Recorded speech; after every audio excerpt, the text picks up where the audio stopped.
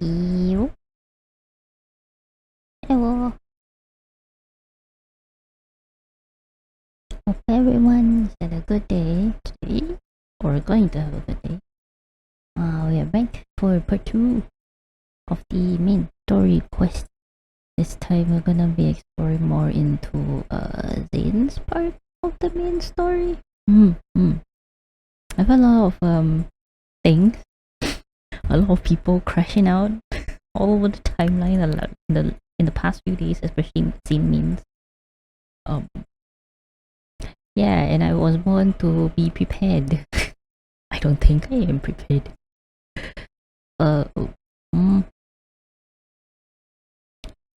We shall see what is going to happen, provided that the game starts. Hello. And the game really doesn't want to participate in this. The game is also not ready for this. Come on, let me in. Let me in. The game is just dragging this out. Don't do this to me. Okay, thank you.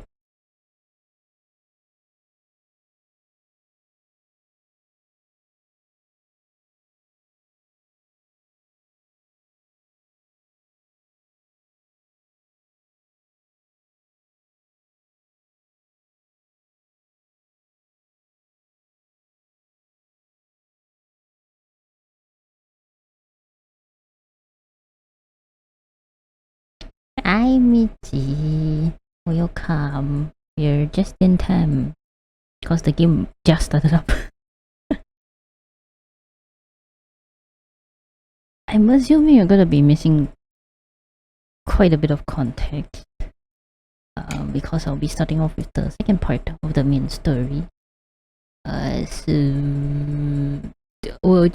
a really brief recap is that in part 1 we finally get to know more about the main character's backstory and how she came to be. And they, well, I mean, you could learn this from like the World Underneath story, but they just reiterated that she is from the Gaia Research Center. And a part of her actually exists, like the ether core or whatever that exists within her.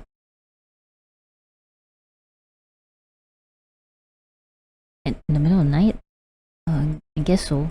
And you're being so adorable with the little fox on the head. Yeah, then we finally seems like a part of her ether core comes from like the root of the universe or something. And apparently she met Silas before they came to Earth. And they were like part of this whole thing with like I don't know why it gave me alien stage.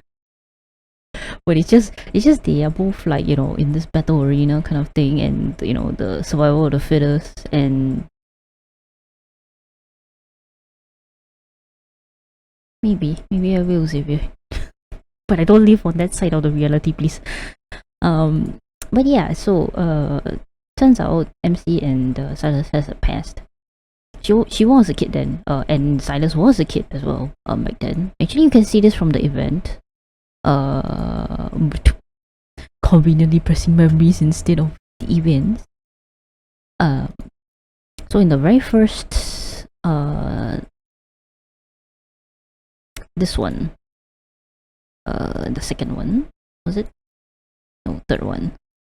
Gosh, I don't remember. Yeah, this particular image of the third day, when you revisit it and you can see little kid Silas over here, this is pretty much the battle arena whole thing that, you know, they were involved in, and they were the last two to survive, and Silas was like, you know, let's escape. And they did escape. Except for somehow MC died, I think, and she appeared on Earth. Silas was trying to find her. And then Silas was the one that broke MC out from the Gaia Research Center, which is represented by this image. There is no God knows where Caleb is, because although he is also another experiment in the Gaia Research Center, it is not stated where he is, and he is not revealed in the main story yet to be much or like part of the research, I think. Yeah, so although it's revealed and it's, you know, obvious to, you know, us who's already like, you know, we've seen all the other things like the one underneath and the memories from Caleb and stuff and his myth. In the main story, it's not addressed yet, I think. And he probably, I say Caleb is like most likely he was in a separate section when this whole thing went down, when Silas finally finds MC and broke her out from like this whatever thing she was trapped in, basically. Yeah. And they pretty much. So right now the timeline that we're aware of is IDK.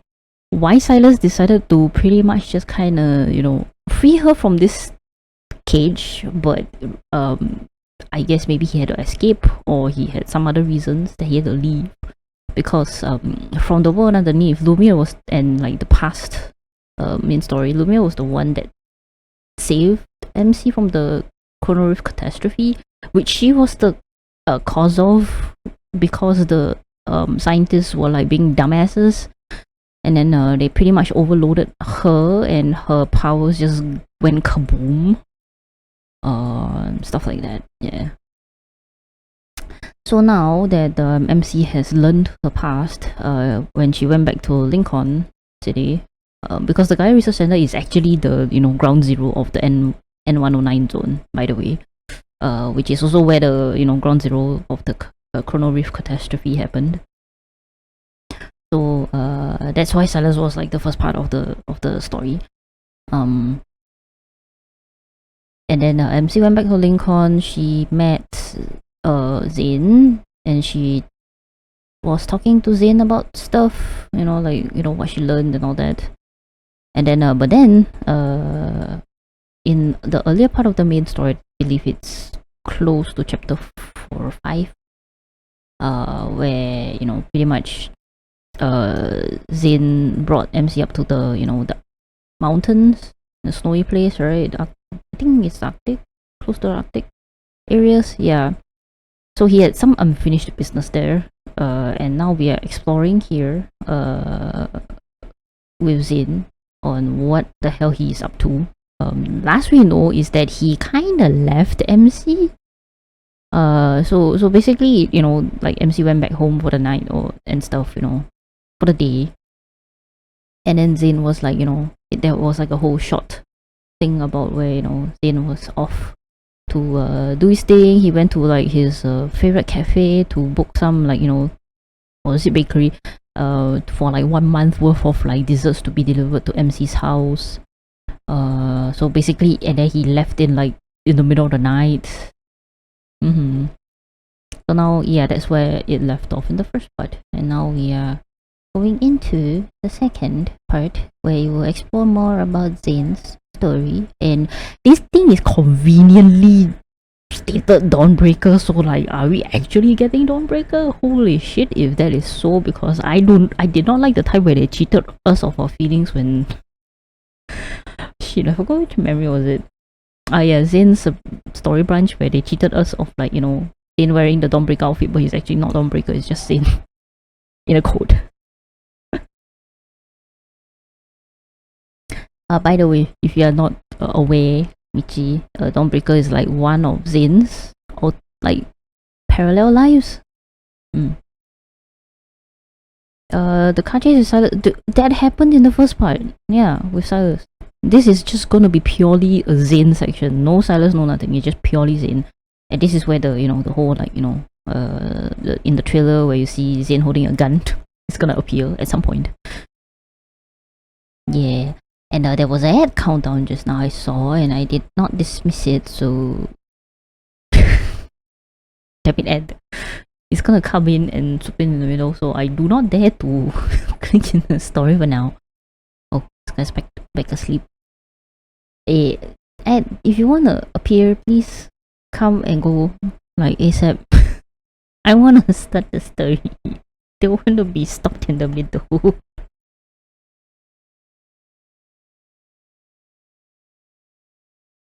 As invasive, actually it is not as invasive as it once was. Or like the way you expect it to be. It's just that, you know, for those who do get it, they are just not gonna be able to hear or see what's happening. Okay, I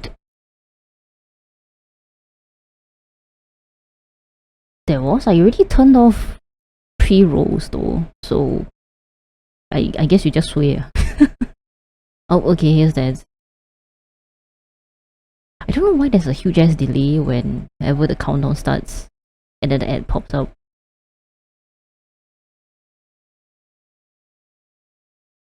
Ads. Me. Okay, let me just see what. Oh, I finally got the new outfit for Xavier. But he's sleeping right now, so I'm not gonna bother him, I think.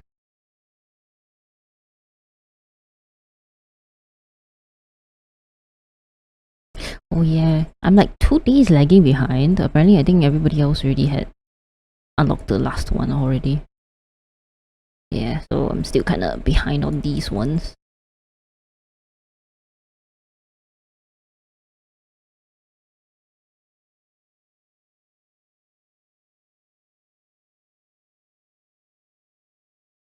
Oh, what's this? This is a very curious one.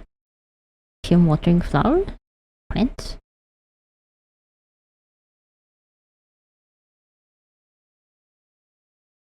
Because you've previewed for YouTube. Well, time to subscribe to Twitch and you won't have ads.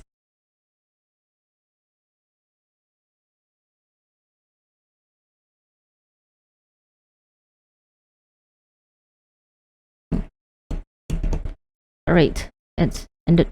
Wait, here we go. Alright, be gone. Okay, now we're going into it. No, IQC. No sub. No. No need sub. Don't. No, just joking.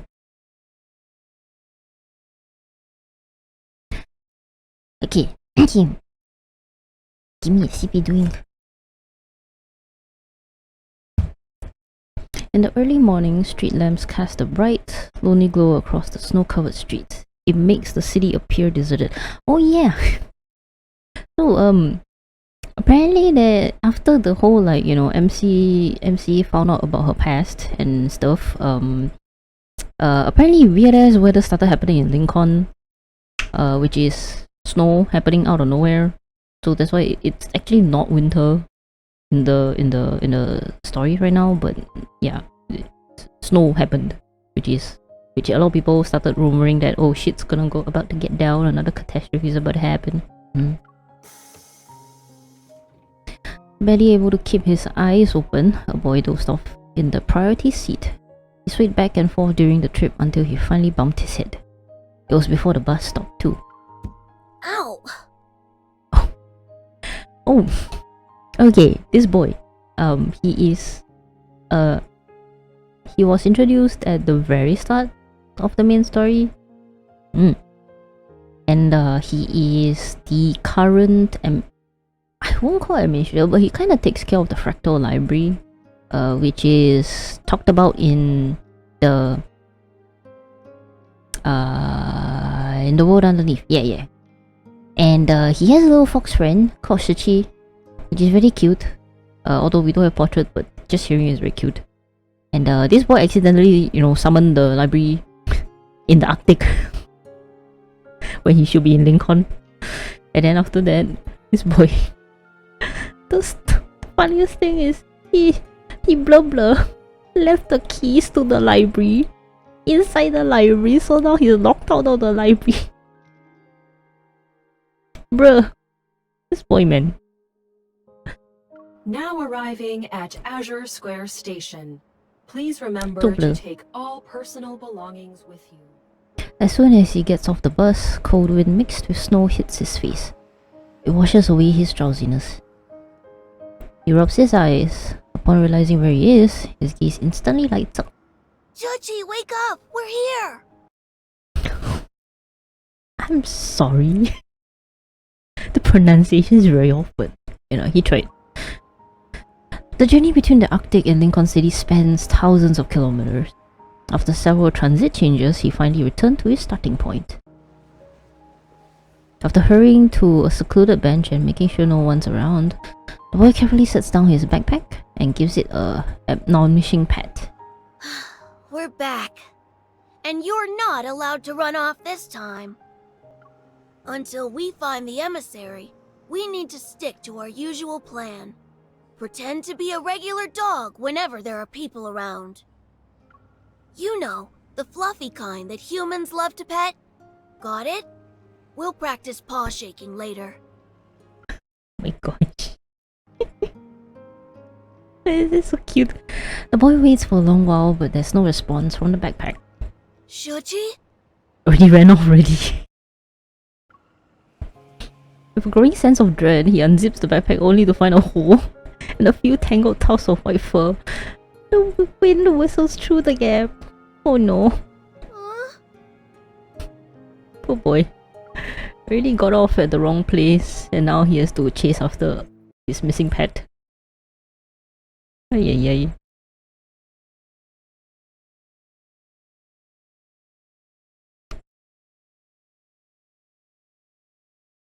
Studying the documents Zayne gave me, I searched through every library and archive in Lincoln City. I tried my best to uncover the information about cosmic civilizations hidden in the biometric key, but every search has come up empty. Several days of running around have taught me one thing though. Unlocking the key's secret won't be something I can accomplish overnight. Oh yeah, MC found this like key that possibly could hold very important information. Yeah. But right now, something else has caught my attention.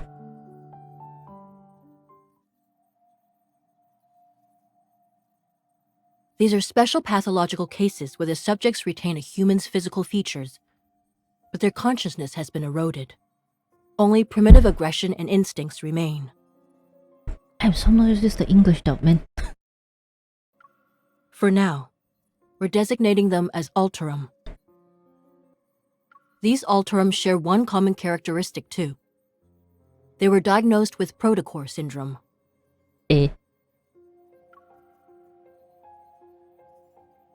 Protocol syndrome. This was the sickness that MC had in Antidote 3 of Xavier's past. 2 days ago, I received an unexpected message from Zayne at midnight. It was long after we parted ways. I have to go on a business trip. It's not dangerous, but we might not be able to contact each other for a while. Don't worry. P.S. I'm not going to Mount Eternal.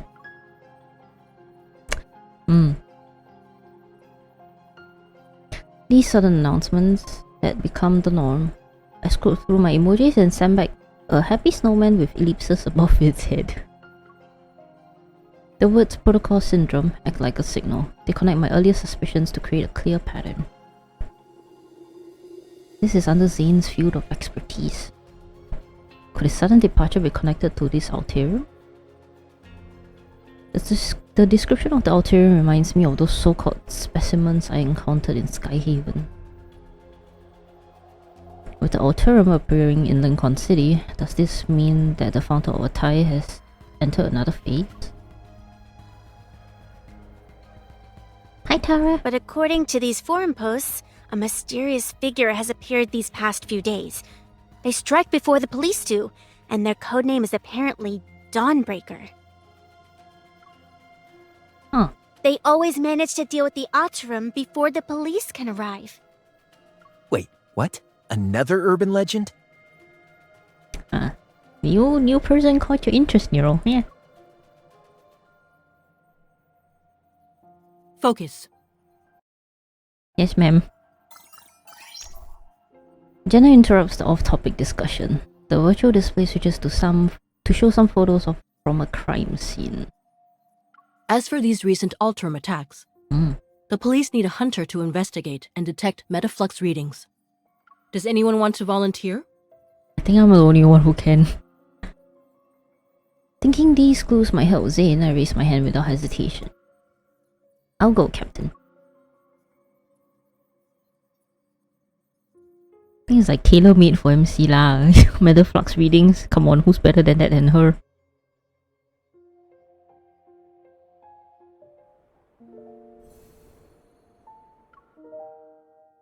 Blind spot.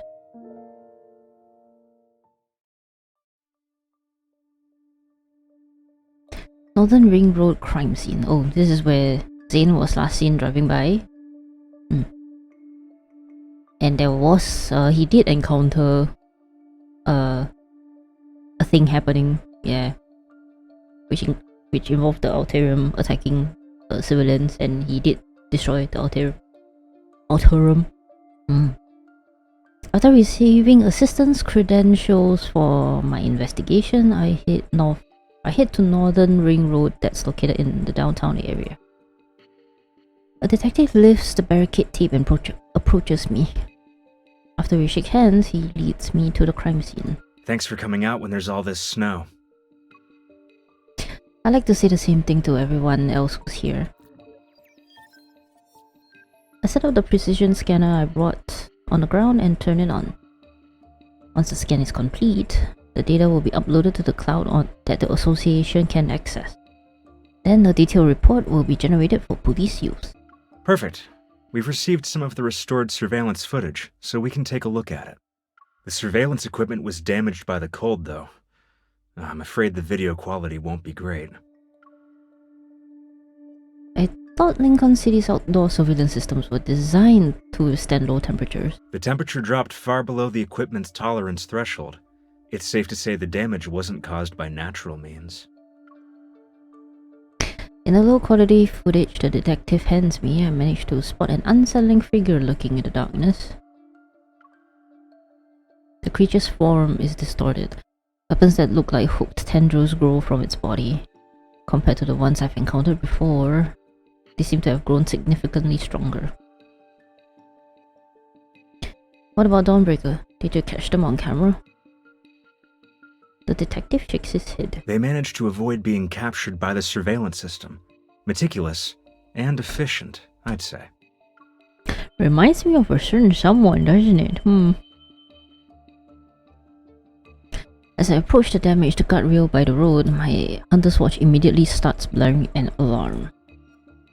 The initial metal flux readings are extremely high. The Alterum is already similar to a Wanderer. So that's it then. We should deal with these Alterum before they completely degenerate into Wanderers. Perhaps this so-called serial killer is actually a hero. The detective gives me a contemplative look. However, from a hunter's perspective, do you see the Alterum as humans? Or are they monsters that need to be destroyed like Wanderers?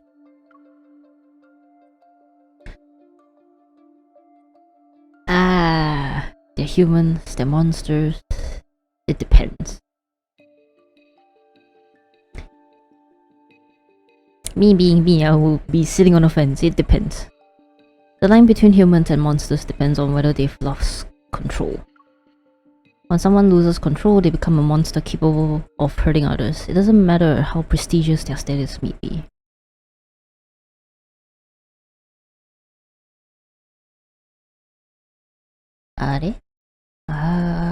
I almost wonder how much does Twitch pays per sub. Currently it's like $7.90 USD per month. Will be hella sad if we only got less than that. I can't recall actually. Yeah, I would have to check. I'll let you know, like, after. But don't worry about it, don't worry about it. I was just joking. What a thought-provoking answer. The sharp wail of an ambulance siren cuts through the wind and snow. It grows louder as it approaches. We both look up, our gazes following it. Wanderers, Alterum, the deep space tunnel. Sometimes I think about the kind of fantastical world I'm living in. If a disaster even worse than the Chrono Rift catastrophe arrives, how much could humanity really do? Maybe, I guess that's the, extinction event. So the authorities are covering this up and classifying it as an accident. They must be trying to prevent the public from becoming even more panicked. He nods before shaking his head. The Alterum will cause panic, not the murderer. Seeing my confusion, he smiles. A blood-stained murderer is more relatable than these abominations. Yay or nay? Maybe I'm overthinking it, but something about this detective seems off. That's a very specific thing to point out. In any case, the association will provide the police with a formal energy analysis report. I should get going now.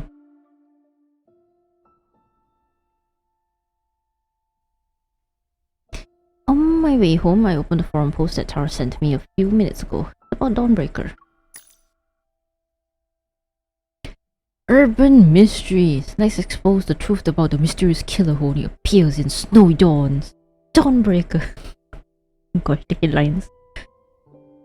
Has anyone else noticed that the Auditorium in Lincoln City has been slowly disappearing these past few days? That's because a mysterious killer has appeared in Lincoln City, the Dawnbreaker. Oh, hi Mori. Hello, hello. Welcome. I'm playing the second part of the main story. I hope you had a good day ahead of you. How you doing? Okay, that's because a mysterious killer has appeared. They appear between dawn and sunrise, vanishing without trace at daybreak, hunting Auditorium ahead of the police. Inside scoop, 100% legit information. Don't ask me which inside, I can't say more. It's one of those freaking clickbaits. Hello, hello. No hands to throw, but I shall verbally throw my hand. I'm good, how's your corner of the universe? Well, this corner of the universe is dying from the heat. The heat wave is insane. Freaking humidity is killing me. It's freaking at night. I'm still sweating. Hate this. Alright, let's see what kind of funny comments. Okay. Missing only in Lincoln. No way this is real. My uncle works as a dispatcher at the Hunter Center. Oh, what is that? These? I think? And he's never mentioned anything like this. The last time people who claim they have an insider uncles really got their cease and desist letter. Holy shit, this feels like too real. This feels like a commentary on like the uncles that we have that are reporting on the quote-unquote game rumors on like the future release banners and stuff. Possibly a lizard. Well, that's nice. I would like to be one right now. Don't be like dying of the heat. Those Auditorium things are way too terrifying. Get rid of them quickly, it's for the best. Lol, fake. OP is probably just some writer hired by the site for clicks. Yeah, very relatable comment. Dawnbreaker. The Auditorium and Dawnbreaker. This name sounds like links in a food chain destined to exist in a perpetual cycle of predator and prey.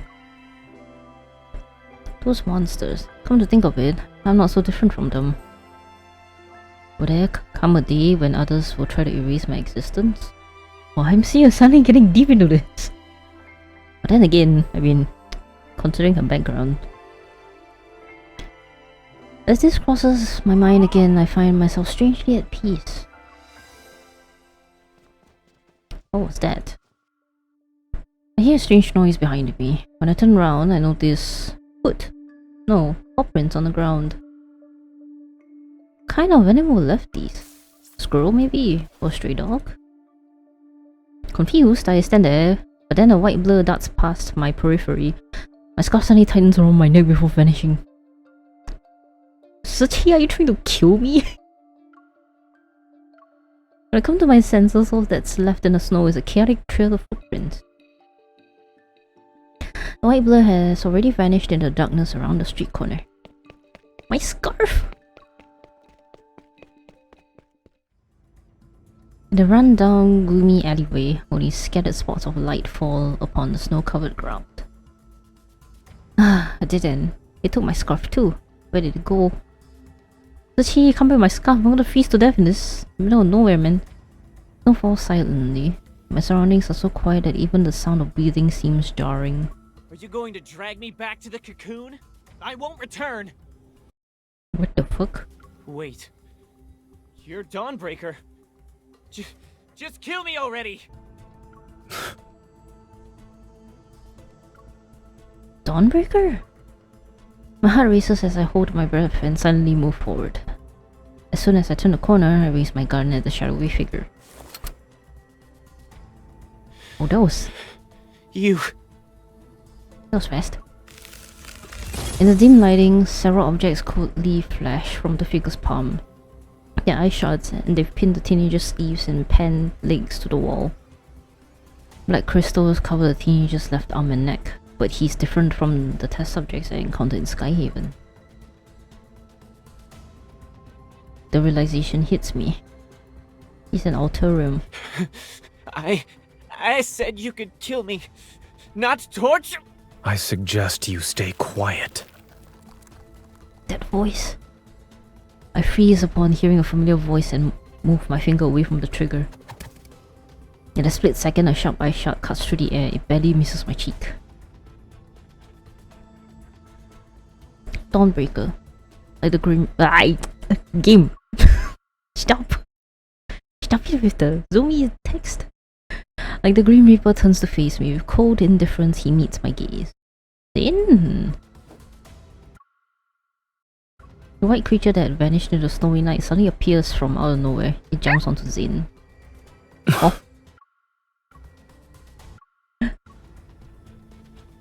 Are they there? What is happening? Oh yeah, by the way, Zayne is the emissary that they keep talking about with the little boy. Because that's one of his past lives. It's from his Foreseer myth. Taking advantage of Zayne being momentarily distracted, the teenager breaks free from his restraints and pulls out a knife from his waist. With desperate, wild eyes, he lunges at him. But his wrist is caught and twisted again. The cracking of a dislocated bone echoes through the alley. Naruhodo ne? Yes. Ay. What exactly is this cocoon you speak of? Why do you need to know so much? As if the word cocoon was burned into his nerves, the teenager suddenly jerks away. It clutches his crystallized left arm as he frantically runs to hide behind me. What? I'm... Spotting my gun, he forcefully grabs my hand and turns it. If you're not going to kill me, then let me go. Stay back. Kid, this is not gonna help anyone. A flicker of surprise appears in Zayne's eyes, but that moment of uncertainty quickly fades, and his usual coldness returns. Zayne, why are you here? Zayne, who should be away on a business trip, is in a remote alleyway in the middle of the night with an Alterium teenager. He was addressed as Dawnbreaker too. Something isn't right. Questions pile one after another in my mind as I assess the situation. I slowly try to free my hand from the teenager's grip. You haven't gotten to the point where death is necessary. Zayne and I speak almost at the same time. I'm once again taken aback by the coldness in his voice. But after tonight, that might change. The crystals will erode your body. Your skin will be split open, and your bones will be ground to dust. That's very descriptive. When it reaches your neck, you'll lose your voice. No one will hear you scream. Wow, Zayne. Or not Zayne. The person I met before is the same one standing before me. Yet this version of Zayne feels like a stranger. His voice is cold, his gaze is cold, even his breath is the epitome of coldness. Something seems to trigger a memory in the teenager. His voice trembles as his body curls like a bow being drawn back. He buries his face into his knees. You're right. They all died like that, after emerging from their cocoons. Cocoons? I want to live. But if I'm going to turn into a monster, what's the point? Rather than let the cocoon turn me into a mindless monster, I'd rather die. Zayne remains silent, and he lowers his gaze as ice crystals silently form in his palm. What are you up to? Is he really gonna do this? A dignified death doesn't exist. Damn. Thinking you're in control of the situation by choosing to die. You're only comforting yourself with a lie. And let the kid have some dreams and he's crushing his hopes. Oh no. Did you escape just so you could die like a dog? Ouch. Don't lecture me with that nonsense! The teenager straightens up and lunges at me again, his hands trembling uncontrollably, yet he grips my gun with all his strength, refusing to let go. You're a hunter! A hunter's gun can kill a monster like me, right? Pull the trigger already!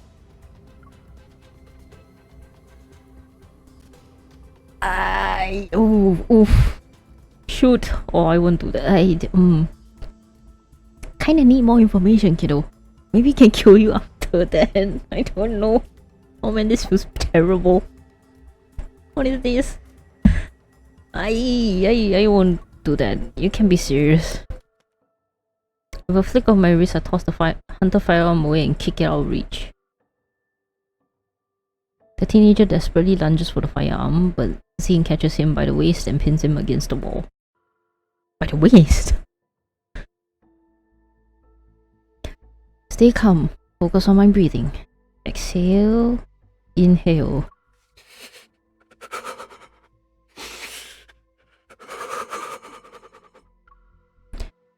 You're trembling. I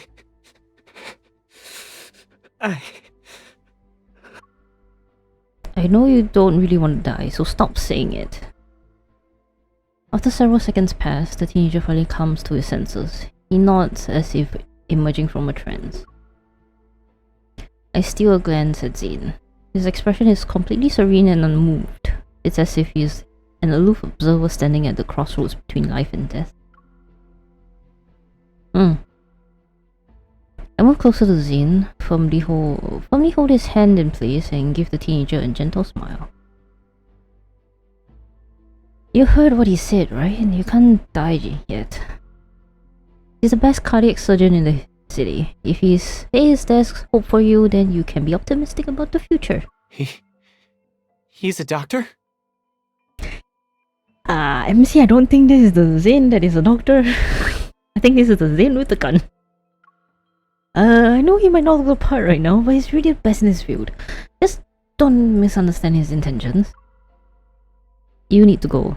Now.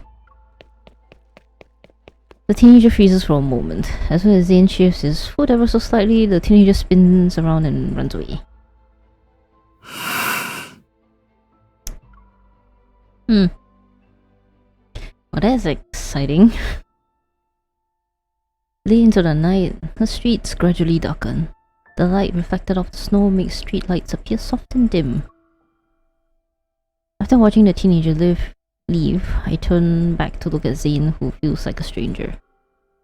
The small animal of an unknown breed stubbornly refuses to let go of his coat. It whimpers as he pushes it to the ground again. Now that it's just the two of us, and this dog? Anyway, you can tell me what's going on, right? Did your business trip end early, or did Axel Hospital call you back for an emergency? Ads incoming. By the way, while I'm still asking questions, Zayne bends down to pick up the snow-covered scarf. Then he stares at me as if trying to confirm something. Is this yours?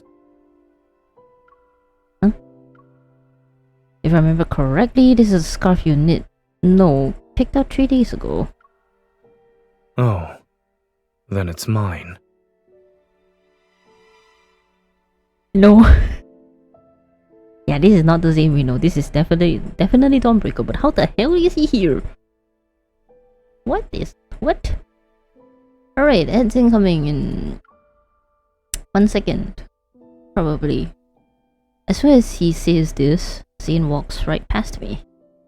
Bro, come back my scarf. Where are you going? You don't know me? Question mark.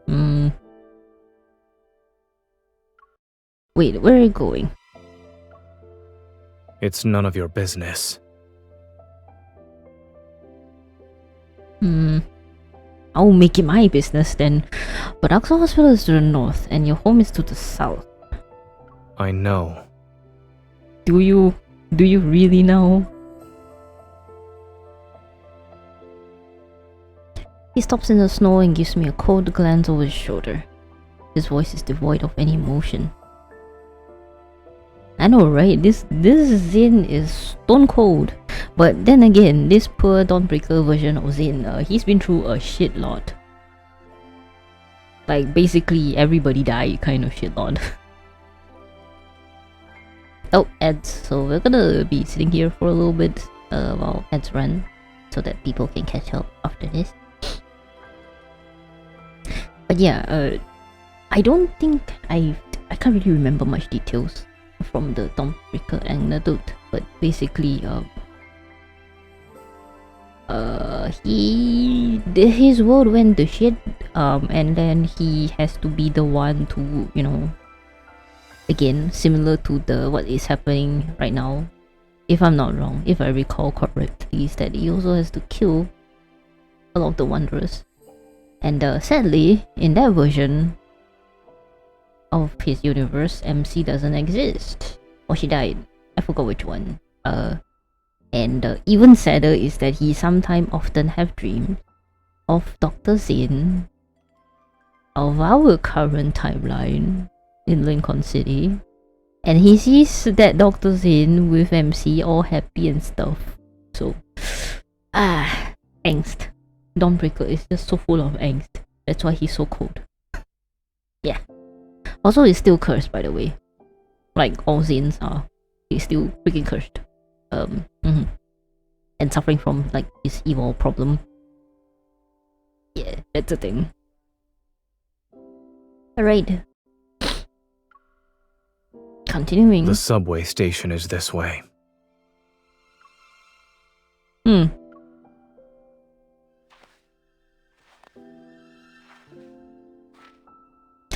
On the empty street, our footsteps crunch in the soft snow. With his tall stature and long legs, Zayne strides quickly and widens the distance between us.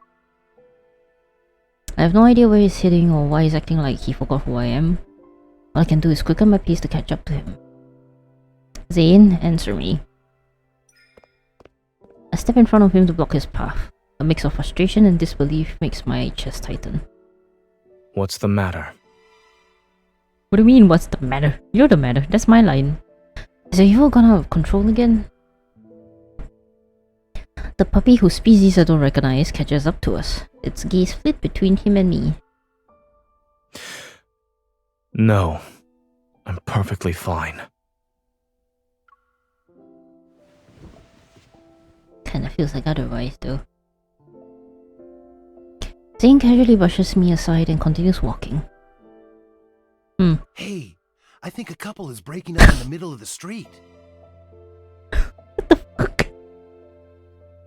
That came out of nowhere. The puppy quickly shakes off the snow. Quickly shakes the snow off its body, gives me a sympathetic look, then runs after Zayne, who's already walking away. The two figures soon become dots in the snowy night. Whether it's because of frustration or anger, I stubbornly walk away without looking back. But after a few steps, I feel like something is wrong. Wait, the direction Zayne's heading in. Well, my heart races as I quickly follow the footprints in the snow. Where is he going? Zayne lies unconscious on the ground, his brows tightly knitted as if darkness is dragging him down into its depths. Zayne? I crouch down, I crouch and shake his shoulders, but he doesn't respond no matter what I do. I can't just leave him like this. I try to help Zayne up. As my fingers brush against his neck, I feel a layer of frost. It's unnaturally black. Could this be related to his nightmares again? A heavy sense of foreboding weighs on my mind, but getting him out of here comes first. I struggle to support Zayne's weight as I drag him along one step at a time. Why was he talking about taking the subway? This path actually leads to my apartment complex. Is he unconsciously trying to go to MC's place? In the dream? Oh. With his weight pressing against my shoulder, even a usually short walk home felt endless. Zayne and I practically collapsed onto the bed together. The snow from our coats scattered onto the floor. The little white animal anxiously bounces back and forth on the sofa. I pick it up and gently shake Zayne. Hello? Are you still dead? His eyes remain closed. A streak of black silently emerges from his sleeve and creeps along his veins until it reaches the back of his hand. The black eyes that appeared on his neck has already spread to this area. I need to wake him up from this dream. I reach out toward the side of Zayne's neck and gather my power. Oh, we're finally resonating with the dream. Almost instantly, I sense the chaotic surging power raging throughout Zayne's body. Like a force that's been suppressed for eons and is now finally breaking free, a bone-chilling cold surges forth. It makes my entire body shudder. Power within his body is unstable. That's why he lost unconsciousness. At that moment, Zayne's eyes snap open and he grabs my wrist. What are you trying to do? He grabs my hand and pins it. Encased in ice, my wrist is already stuck to the wall once I realize what's happening. You! I take several deep breaths to compose myself. I'm trying to help you treat the black eyes. When did it start appearing? While I was dreaming. Let's go off my wrist and the ice crystals dissolve with it. I guess there's no point in asking. To my surprise, the black frost didn't disappear after our resonance. It stubbornly remains on his body. Nevertheless, Zayne appears much better than before. Remembering how cold he felt, I take out a thermometer to check Zayne's temperature. Extremely low temperature detected. To protect the device and extend its service life, the system will be automatically turned off in 1 minute. Wah. Got such thing on. The reason for the extremely low temperature isn't concerned and tries to prop himself up. Seeing this, I pull out an old-fashioned infrared thermometer and aim it at him. Freeze. I press the sensor against his forehead and playfully pull the trigger. You're being childish. As expected, he doesn't move. Beep. Lost in thought, I stare at the screen showing his abnormally low temperature. How low is low? No wonder all the surveillance cameras at the crime scene were damaged by extreme cold. Why, they see like sub-0 degrees or something. Even though I'm not sure if it will help, I take out 2 fever pills and hand them to Zayne along with a glass of warm water. That's medicine. Yes. It's bitter. I'm not consuming it. No matter which version of Zayne, he still hates the bitter stuff like medicine. Amazing. You're a doctor. You of all people can't complain about bitter medicine. From what must be the first time in his life, Zayne shows an expression that can only be described as okay and... Not knowing how to help him recover, I head to the kitchen and make fresh carrot juice. Oh boy, MC is just taking this chance to torture him, and I doubt it will do anything though. Make him drink it, forget about it. Zayne, you're freaking drinking this. Drink this instead, it's your favorite. You know my preferences that well? Zayne seems genuinely thirsty. He takes the glass and hesitates for a moment, then chunks it in one go.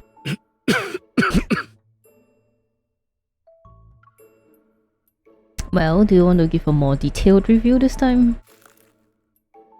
He meets my gaze as the entire glass of carrot juice turns into a solid column of ice in his hand. Oops. It's awful. Sorry. I see your hatred for carrots is within your DNA. Gosh. Oh, MC. I like it when she can just still takes the chance to be, you know, just a little bit, you know, childish. Sounds like a guy you want to cuddle with right now. Yeah, honestly, with the kind of humidity and heat that I'm suffering with, yes, very much yes. As the night deepens, the hustle and bustle outside my window gradually fades into silence. I gather every blanket and coat in the house to stack on top of Zayne. Then I crank my heater up. I'm not cold. I've already told you this. Take these blankets away. He's a walking aircon right now, yes. I need this walking aircon. I don't have the strength. Then don't move. He purses his lips only to furrow his brow a moment later. You've been fussing over me for a while now. And? Is it for a particular reason? Not really, you're important to me, but even if I'm not on his route, he's not what I mean. He is still important to MC in many ways. You're important to me. Uncertainty flickers in his gaze. I don't know what you're talking about.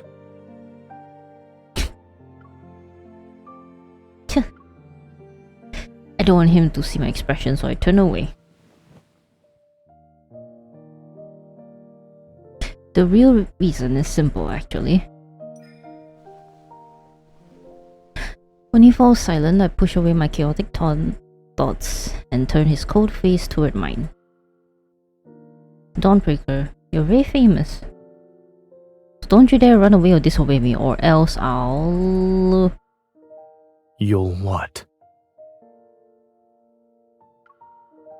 He asks softly, his chin still tilted up by my hand as his gaze falls to meet mine. I'll make sure you won't live to see tomorrow's dawn. Oh yes, very threatening, MC, very threatening. I yank the blanket up to block his voice and gaze in the darkness. Girl, you will smother him to death in this rain instead. What you described is not the first time this happened to Zayne. Heh? Wait, so he got a hostile body takeover or something? I witnessed it once when he was doing research with me at Mount Eternal. Damn. He became a complete stranger overnight, and no one knew what happened to him. I figured this wasn't the first time Zayne had been in this state. Dr. Noah's words only confirmed my suspicions. How did he recover from it? That's something only he knows. Over the phone, Dr. Noah sounds just as troubled as me. Back then, he ventured deep into Mount Eternal by himself, as if he had something to do there. When we saw him the next day, he had returned to his usual self, the one we all knew. I guess whatever he needed to do was done. So Dawnbreaker will come in, completes whatever he needs to do, and just disappear. Huh. Mount Eternal. The police seems to be hiding a burden that Zayne has never been willing to speak about. But my intuition tells me that whatever changed in Zayne must have happened before the Mount Eternal incident. Those black ice crystals. Seemingly out of reach, they linger somewhere in the depths of my memories.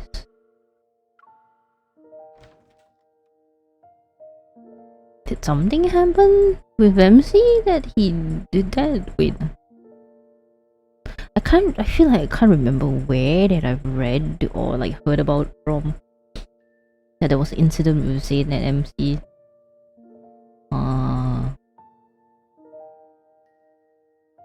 Well, I guess maybe the main story will explain a bit more about that.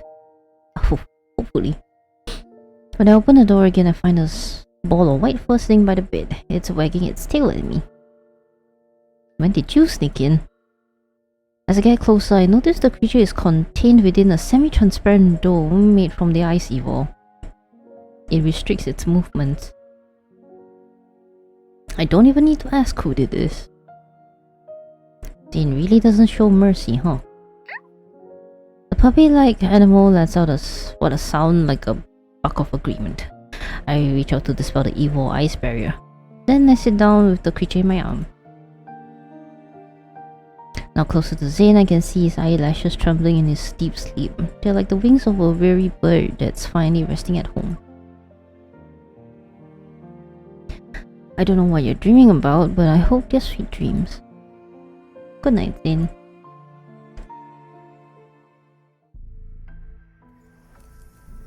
In the stillness of the night, only the white creature notices a faint sound. The subtle energy seems to be flowing. The animal's ears twitch as it looks up at Zayne and the girl's joined hands. Cold, corrosive sensation gradually fades. Warmth surges through Zayne's cold fingertips like water traveling through a leaf's veins. For this soul that's been trapped in nightmares for so long, the unmelting black ice covering his body finally recedes bit by bit.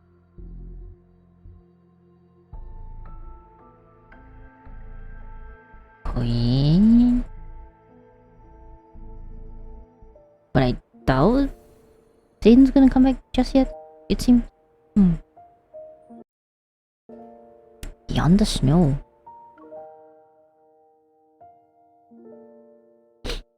The investigation into the Alterum and the unidentified suspect is still ongoing. Apologies for that. We urge all citizens to remain vigilant, avoid spreading rumors, and exercise caution when traveling alone at night.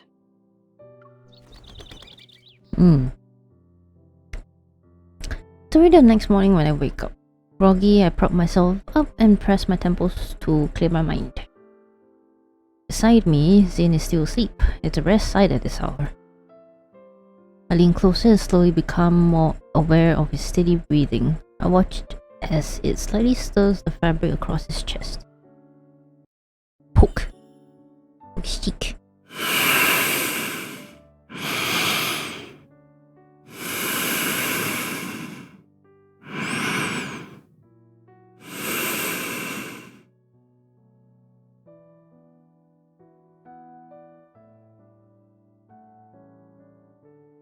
Hold on.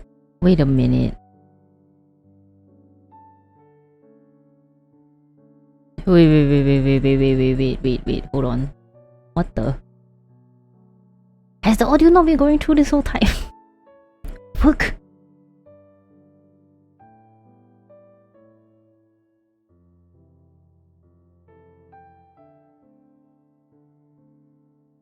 Oh my goodness.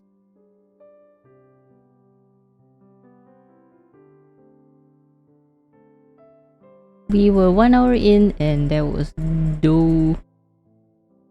Oyoyoy.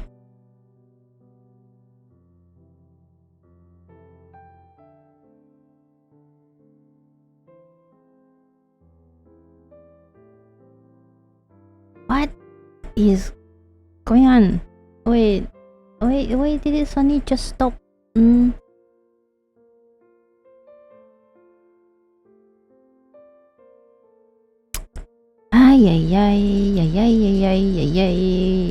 Let me try and re-add the audio source.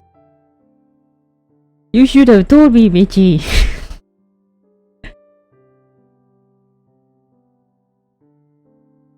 You was how thinking when the game was so quiet. That's because the game wasn't on. The audio.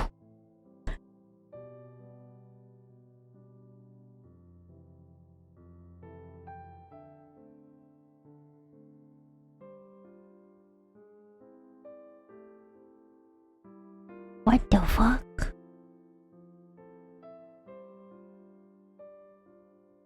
Huh? Okay, wait, give me a sec. Let me try.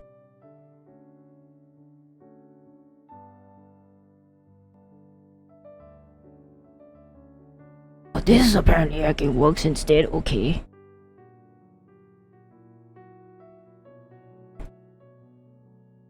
Okay, we're back. I'm gonna have to edit the VOD later. Whoops.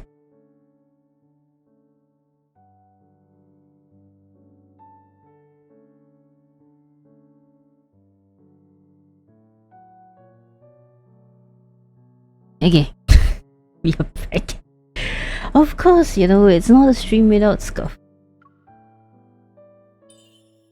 And that's for freezing my hand to the wall. Poke.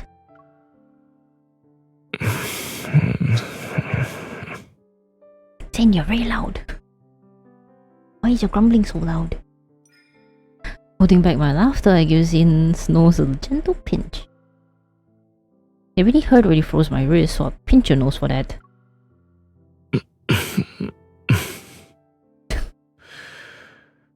Is messing around with people while they sleep a habit of yours? I feel his warm breath on the top of my head. My breath hitches as I meet his slightly weary gaze. Zayne? The morning light filters through the curtains and falls onto his tousled hair. Looking into those eyes, I can tell that familiar Zayne has returned. Yes. Oh, it's back! That was fast. Joy wells up inside me as I wave my hand in front of his face. Are you finally awake from your nightmare? He nods, and as he stretches his neck, I see the black ice on his body has completely disappeared. Now, it feels normal being able to hear you should have said something earlier when you felt like, wait a minute, why am I not hearing Zayne, that kind of thing, you know? Ay, ay, ay.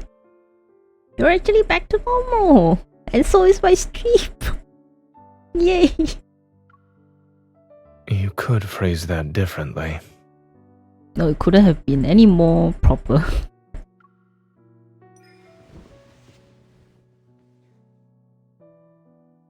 Before I can say more, I embrace him. He doesn't pull away and gently wraps his arms around my waist.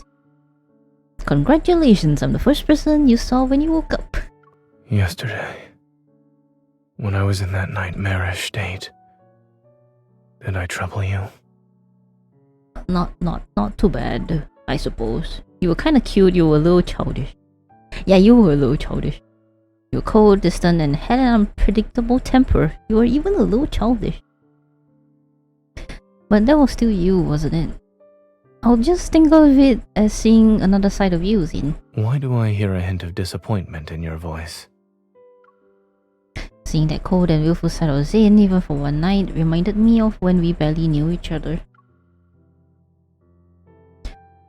I feel at ease as everything falls into place. A moment passes, and I look into his eyes again. How much do you remember about yesterday? Zayne rubs his temples and sits up. It's a little hazy, but I remember most of it. Including how you froze my electronic devices and hand to the wall. And how about you even told me not to be nosy? As in, yes, he a mini baby. He glances away for a moment before his gaze calmly returns to me. I also remember how you stacked blankets on me and did a test with carrot juice. Your memory is impeccable. So when did these nightmares start? They became more frequent after I returned from Chansha City. And in those dreams, I always forget who I am and what I'm supposed to be doing. The me in my dreams, however, has his own mission to complete. He presses his lips into a thin line and looks at me. The guilt he feels is clear. For some reason, the scene from last night flashes through my mind again. It stirs up emotions I can't quite name. Well, there's no more black eyes on your neck and hands. Your palms are warm too. It's safe to say that you passed the physical examination. Welcome back to reality, Zayne. I open my arms and wait for him to initiate the hug this time.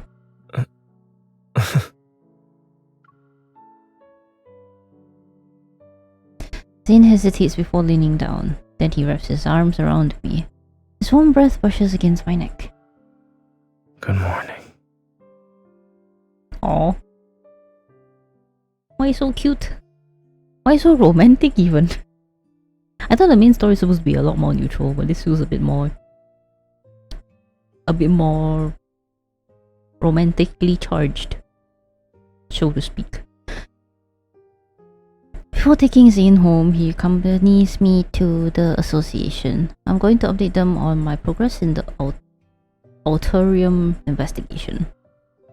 Dawnbreaker vanished overnight. Some people on the forums joked that he had been broken by the dawn.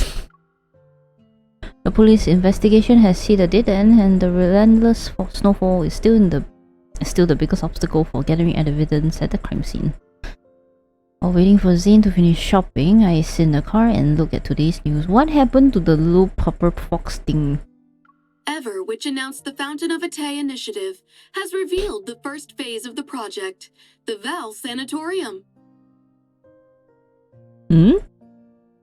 That's not the same sanatorium that we had to do for the Abyss of Chaos now, is it? According to several reports, Val Sanatorium is using medical pods called Rebirth cocoons to treat patients with protocore syndrome. Rebirth cocoons? My mind quickly latches onto this word. I heard this term yesterday. You're right. They all died like that, after emerging from their cocoons. Rather than let the cocoon turn me into a mindless monster, I'd rather die. The cocoons the Alterium mentioned must have been these rebirth cocoons. Sensing my troubled thoughts, the white creature pushes his fluffy self from the backseat to settle on my lap. Are you trying to comfort me? Thank you.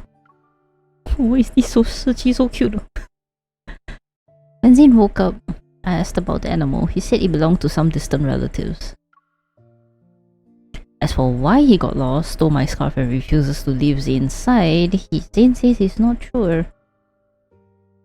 So what kind of creature are you? I decided to take out my phone and use its image recognition feature.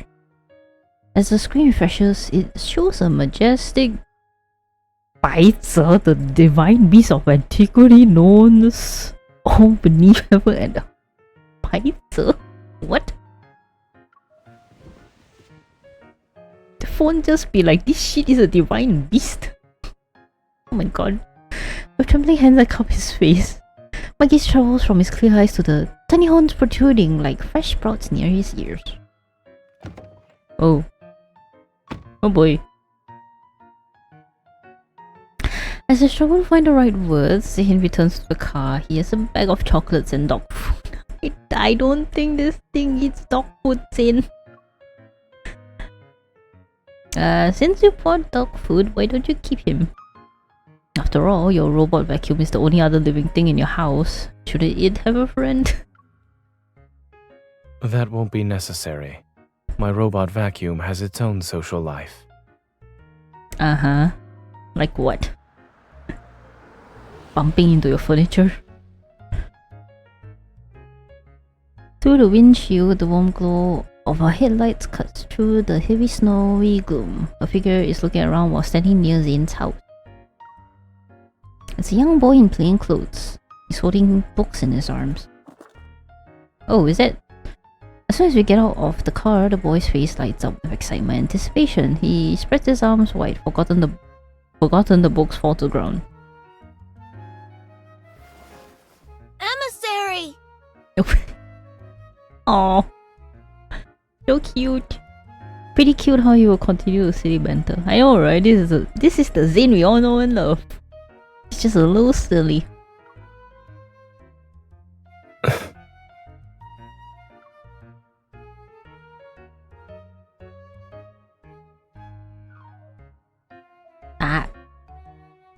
Ads.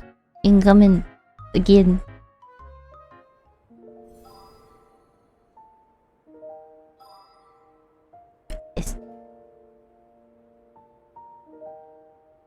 You know, I really don't like how the ads will always tell you like, oh, it's coming in, then gives you a countdown and then doesn't immediately trigger. Like, why? Why is that even a thing? too dumb. Okay, continuing on first. Hopefully the ads doesn't pop in out of nowhere. The unfamiliar teenager rushes towards Zayne, who's standing behind me. Oh, he's just gonna ignore me, this little kid. The mysterious little creature wagging its tail runs over as well. Soon enough, all three of them are tangled in the group hug. This imagery so adorable. Let go of me. The teenager steps back. Then he excitedly scoops up the small animal. So that's where you went, Shuchi. Why didn't you tell me? Well, while the ads are here, I'm just gonna chill and take some CP drinks. Oh.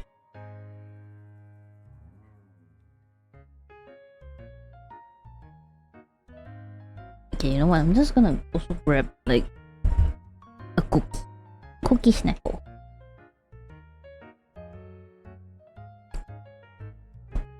Gotta need some snacks to have some energy to continue the story. Got me some butter cookies.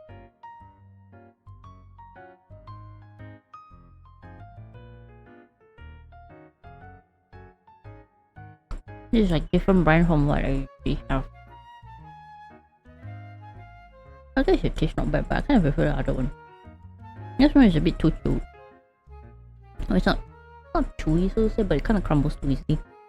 And sticky.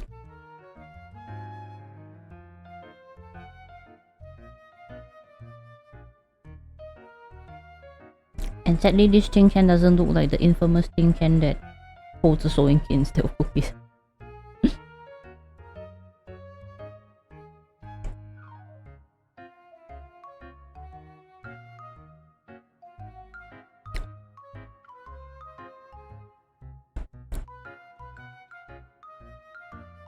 Watching this harmonious scene between human and animal, I'm touched. But then I quickly become confused. Whose kid is this? Or did he just call you? Whose kid is this? Is that your kid, Zayne? Did you adopt some kid without me knowing? Zayne guides the boy behind him. The son of a distant relative. He loves sci-fi movies and cartoons. I suppose his latest hobby is running away from home.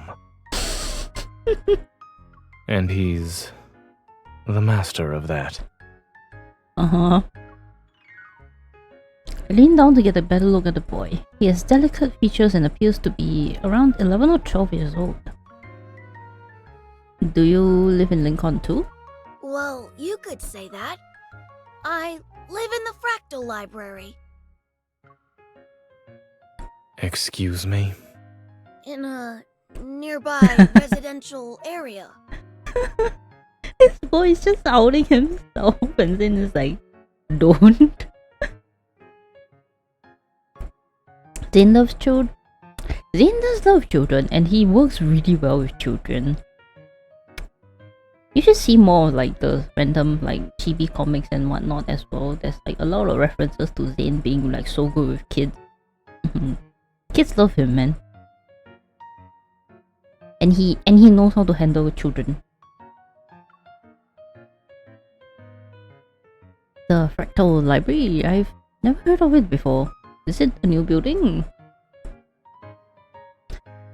Knowing he's related to Zayne, I find myself adopting a gender-friendlier tone. Is this little guy your pet? What breed? Actually, what kind of animal is it? He's just a regular pet dog. He's not special. Go on, Shuchi. Bark. No one asked their dog to just bark. Ow! Oh man, what is this? This is so cute. That's not the correct sound. Well, I mean, he's howling, but you know, it's still a dog behavior enough, I guess. Wow! Oh my gosh, this is so cute. Okay, now shake. You know, if that thing is actually a divine beast, and it's just like asking you to shake, bark. The small creature glances at me and then Zayne. He swallows his pride and places his paw on the boy's palm. Oh boy. Zayne stands by the wall with his arms crossed. When he sees my skeptical look, he looks away. Zayne, you're not getting away from this. The boy's face relaxes with relief as his expression shifts to one that says, I told you so. Can you spin? Can you speak? Can you speak? Dang it. Thought I could trick it into speaking. Maybe I'm the one losing my mind here.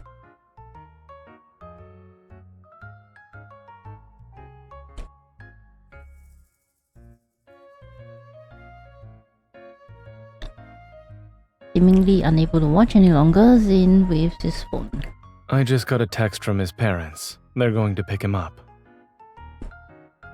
Already? Can't you stay for a while longer? I was actually planning to stay for a while.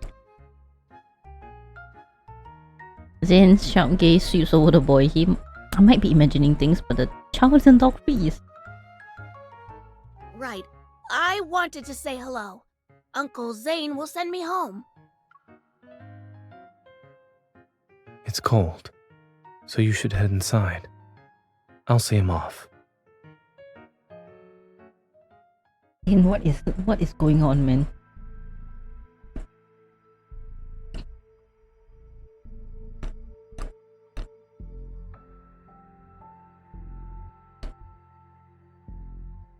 In the dim daylight, Zayne watches the girl wave goodbye.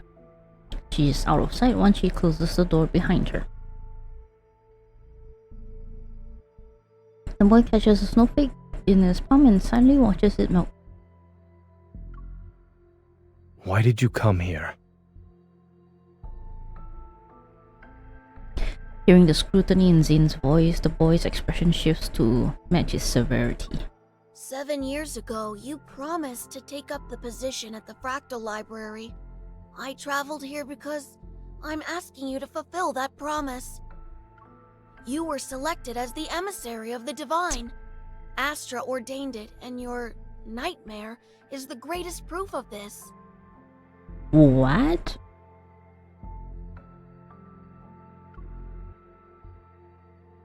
Zayne speaks before the boy can say more. I also said that I had my own choices to make and more important matters to attend to back then. The boy's expression grows serene and his voice carries a maturity unlike the one from a few seconds ago. Was becoming that version of yourself in the nightmare also a choice? People think they're making choices most of the time, yet they're unaware that all these options lead to one inevitable outcome. Fate falls upon us like this snow. It is silent and inevitable. And you too are destined to become... He trails off, and the only sound that can be heard is nothing more than a barely audible sigh. Since you haven't made up your mind, there's no point in me staying here any longer. But... The maturity and composure vanish as the boy's voice shifts back into a childlike tone. I left the excesses bracelet you made for me at the library. Can you make me another one, please? Well, we can't just reject this poor boy, man. After a resigned sigh, an ice bracelet materializes around the boy's wrist. Thank you, emissary. I'll take my leave now. In any case, you're welcome to find me at the Fractal Library in Lincoln City. I'll be sure to visit you again as well. Or did you just decide to plop the library out of nowhere into the city permanently or something? The boy slightly raises his hand and his fingertips touch the air as a geometric shape gradually unfolds. He bows before stepping into the door woven from countless folded dimensions. The 7 years. Oh boy.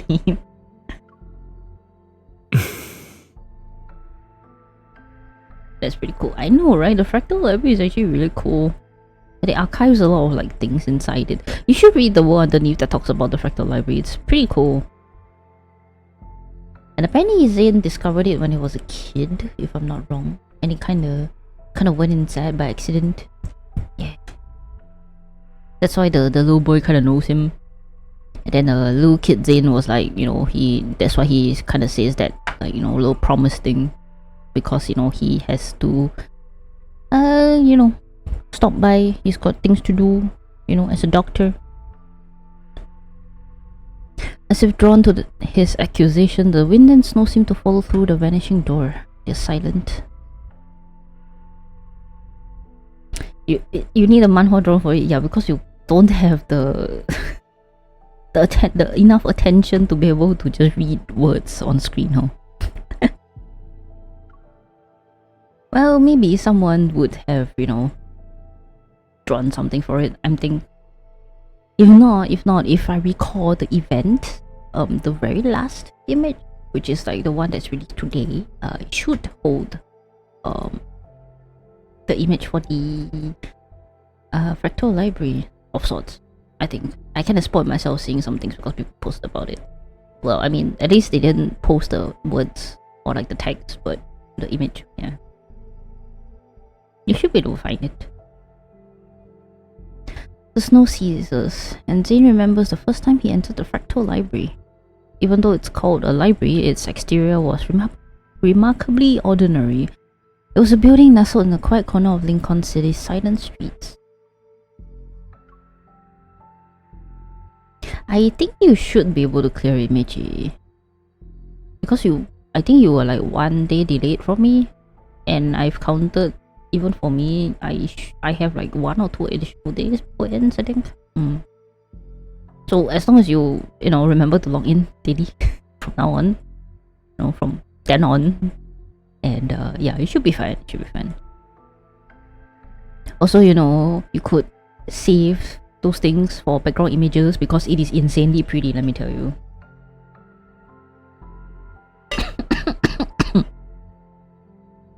I still win.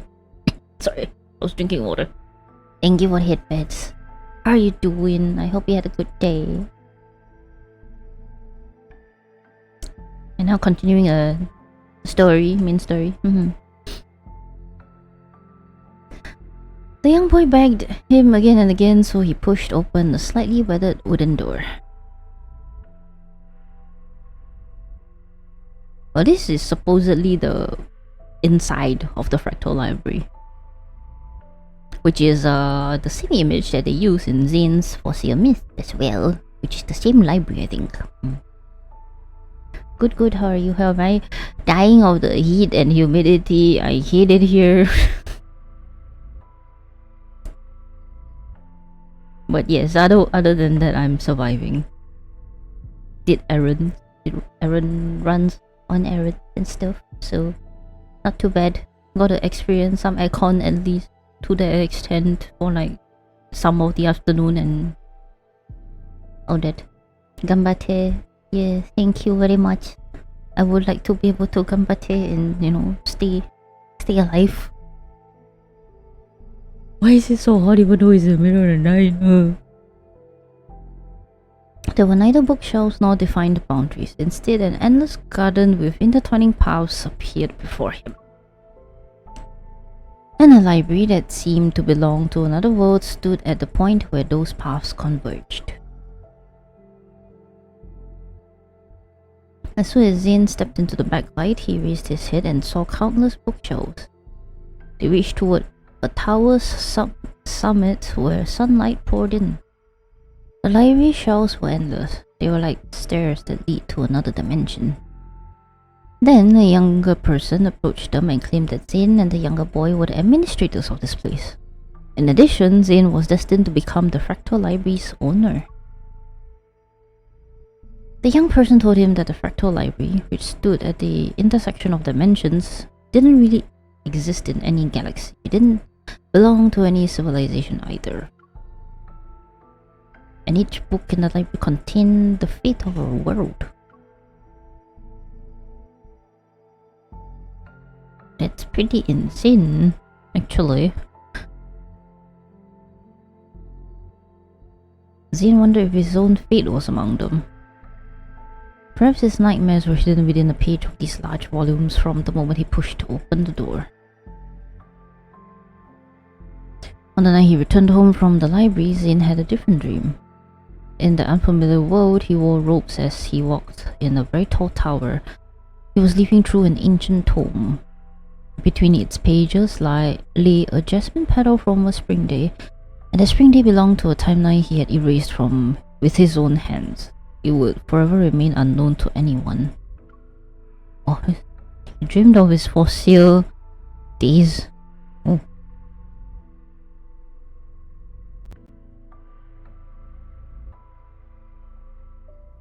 Man, imagine having dreams and you dreamed of like your past life or like your alternate reality self. That would be quite insane, man.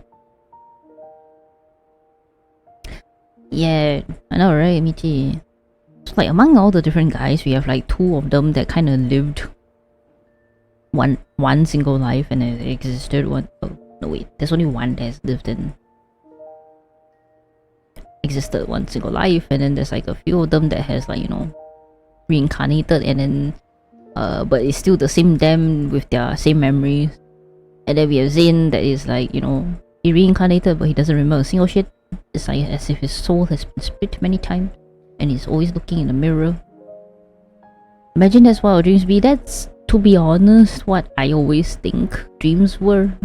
Well, at least not the nightmare ones, that is. Well, then again, that's because I tend to have really weird dreams that felt more like adventures oftentimes and like some kind of things. I had one like earlier this morning too, and I'm then sad because I don't remember a single detail. Like when I woke up, I almost remembered like the detail, but then when I get out of the bed, it's like immediately clean gone. A single detail I do not remember, and I am so sad. That happened like the day before as well, and the day before yesterday, I also had a dream. I did manage to remember part of the details, but I didn't remember like the later half of my dreams, which was kind of sad. Yeah, my poor dream diary is just empty this year, which is pretty sad. I don't have enough sleep to dream well. That's too bad. Well, honestly, sometimes it's good to not have dreams when you don't get enough sleep or like you're high stressed, because it's a higher chance for you to get nightmares for a lot of people. Except for me, I surprisingly never really gotten any nightmares. I don't know why. Kinda strange. We need some machine to capture our dreams. We do. I would like to view my dreams like as a movie plot, because like I'm very sure I misremembered details oftentimes.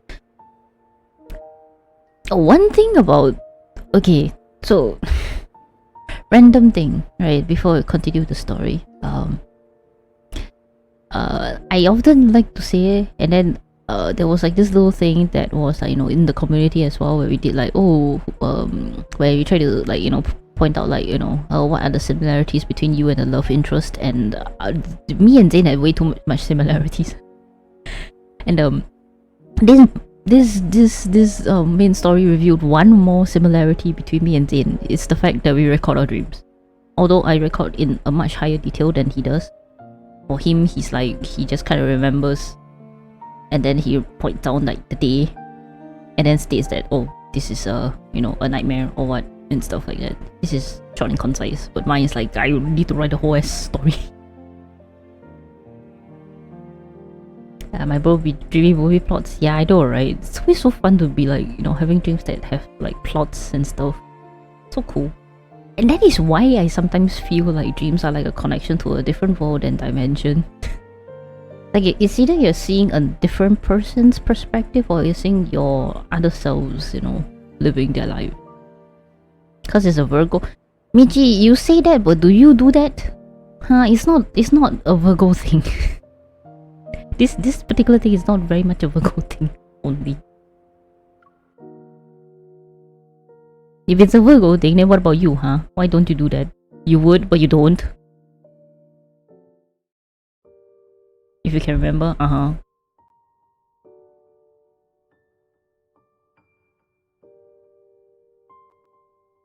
Just as Zayne enters the house, I finish roasting the tangerines he brought. Oh. Roasting tangerines now? When I glance out the window, I realize the snow has finally stopped.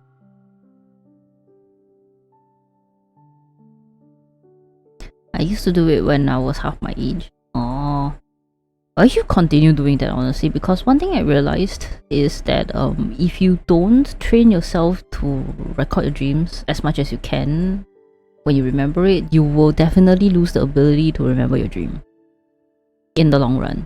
Yeah, because that happened to me a few times when I stopped recording and I don't purposely try to remember anything and I don't record them down.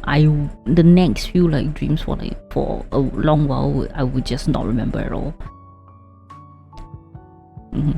So it's kind of like almost like a skill and muscle you gotta train your brain to do. Yeah. So if you do want to remember your stuff, gotta be consciously doing that. And like when you wake up, do not do anything else. Do not think about anything else. You have to like, if you are aware you had a dream, and if there's like things or like vague alphabets or like words that you can associate with a dream, just write it down or like think about it.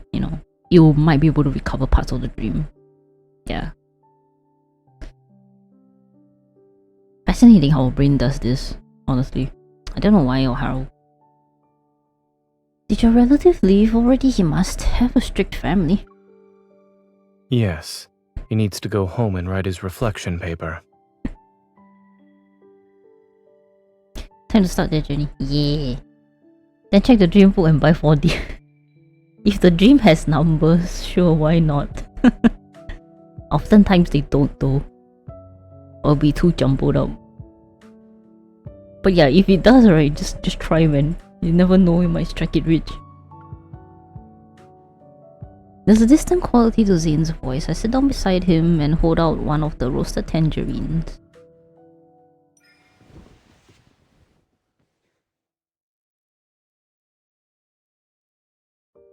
The weather is perfect for roasted tangerines. Try it.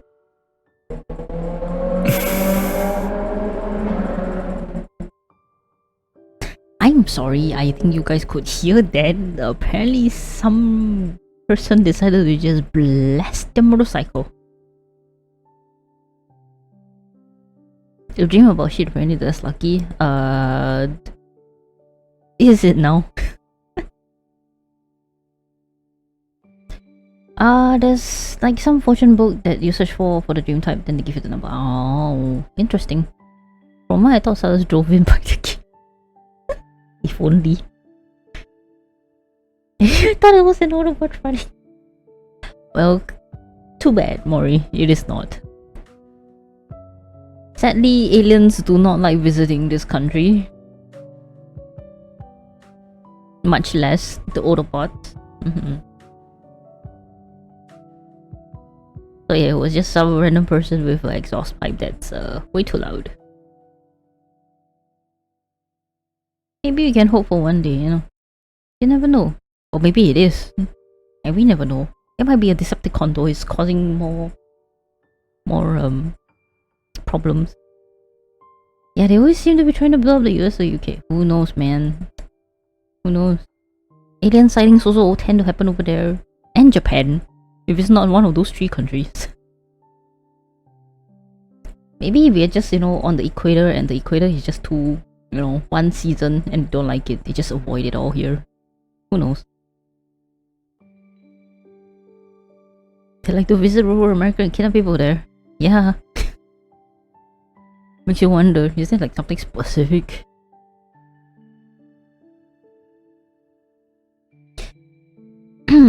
Right.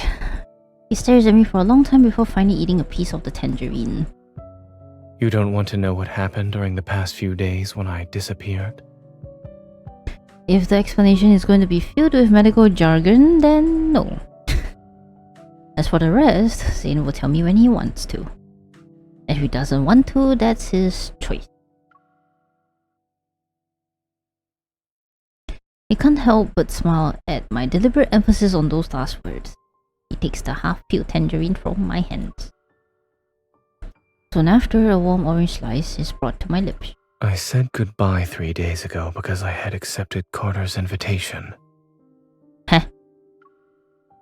I'll be joining the Fountain of Vitae research project. Oh. Seeing me choke and cough several times, Zayne raises his hand pat my back. It's ultimately an excuse. Something unexpected happened, and the nightmare arrived before I could carry out my plans. Damn. Lately, Oxo Hospital has received a large influx of unusual cases involving protocore syndrome patients. Some died shortly after hospitalization. Others transformed within a month and became... An outer room. Zayne nods. All these patients had recovered at Val Sanatorium after entering a medical pod called the Rebirth cocoon. Val Sanatorium, according to the news report this morning, is the first phase of the Fountain of Vitae. Carter told me that Ever will soon hold a press conference to demonstrate the Rebirth cocoon's effectiveness to the public. Huh. Wouldn't that mean more unsuspecting protocol syndrome patients will go to Val Sanatorium? We can't let them do as they please. I want to stop Ever's plans, not just for the protocore syndrome patients. There's... Zayne trails off as he lowers his gaze. I want to make amends for a mistake. One that should have been corrected years ago. Yet it still haunts me to this day. I realize that for Zayne, this carries a greater, more painful significance.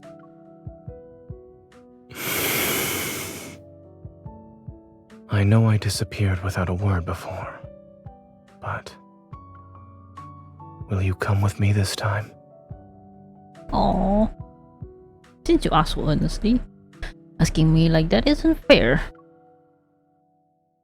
That loud breathing. Yeah, this... Okay, the voice actors are good, but like the voice director is kinda like, you know... The sound mixing is not great. Like, the sound mixing for the other dubs, especially the CN, usually are quite balanced. Like, you won't get like the sudden peaking of like the gasp and like breathings and stuff. But yeah, I don't know why the English version tends to have like this random, very loud sound effects instead. What a complete opposite to Caleb, where we just leave it behind. Yeah. Well, I mean, this is Zayne we're talking about after all, you know. He would have, but he's grown out of that phase. He's grown as a character already. Caleb still has yet to have his little character development. So, be patient. I'm sure Caleb would not do that. He would stop doing that sooner or later. Hopefully. I still need a reason. Now that he's finally revealing everything to me, I won't let him have his way so easily. What's in it for me? The whereabouts of the ether core, dirt on Ever, or more leads about that biometric key? A few sweet words aren't enough to make me risk my life with you. I need a more convincing reason, I need a more tempting reason. To have him be more convincing or tempting? Hi Formless! Hello, hi, how you doing? It's been a while. Hope you had a good day.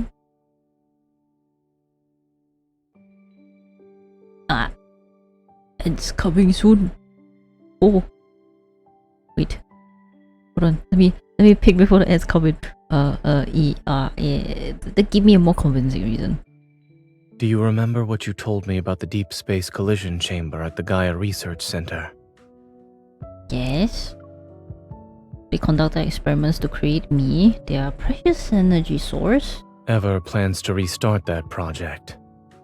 The new program they're showcasing at the sanatorium might be related to it. What the fuck? WTF? Ever, what the fuck are you? Well, then again, ever since the beginning of time has been trying to attain immortality and stuff. And I suppose them being able to recreate whatever was the experiment that created MC would be the perfect thing for them. Isn't that a very convincing invitation? Dazed, I see something flicker out the corner of my eye. A white fluffy tail. Did that thing not follow the boy back home?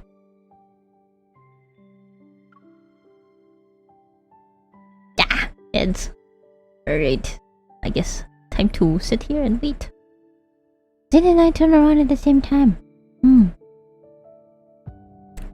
I thought that little thing went... Well, then again, I guess they didn't describe the thing actually following the little boy into the fractal library, so...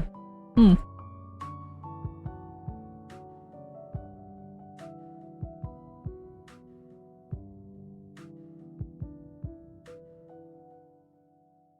I wonder what's gonna happen now. If this thing follows us all the way to wherever we are going.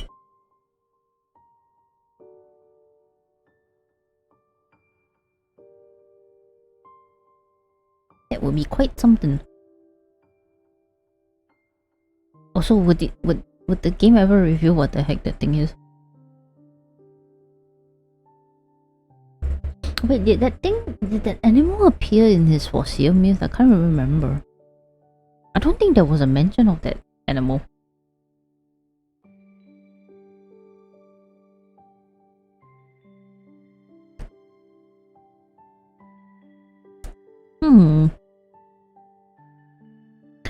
How very curious.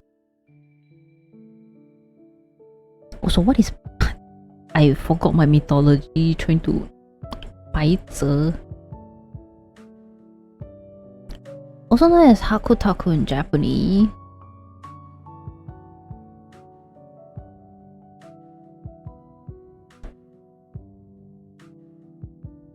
It is a divine creature that knows all matters concerning ghosts and gods in the world.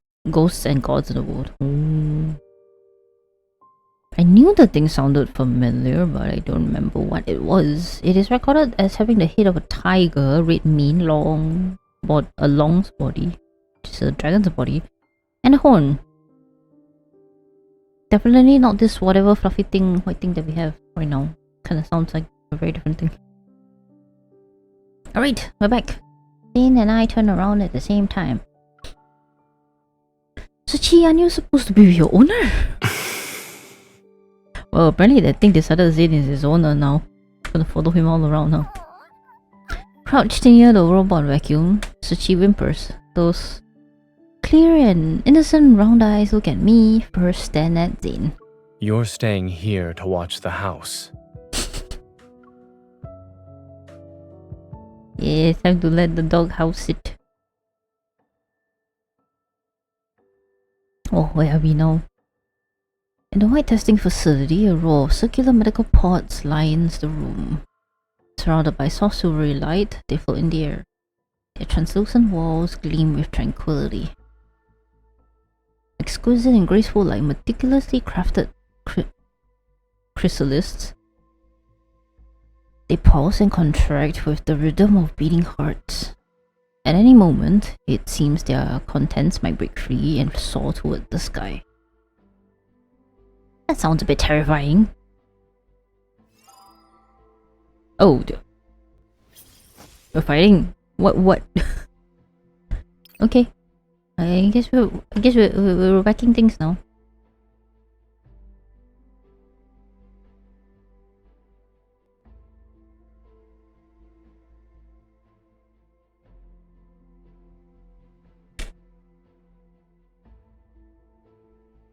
Great, my gamepad should be connected.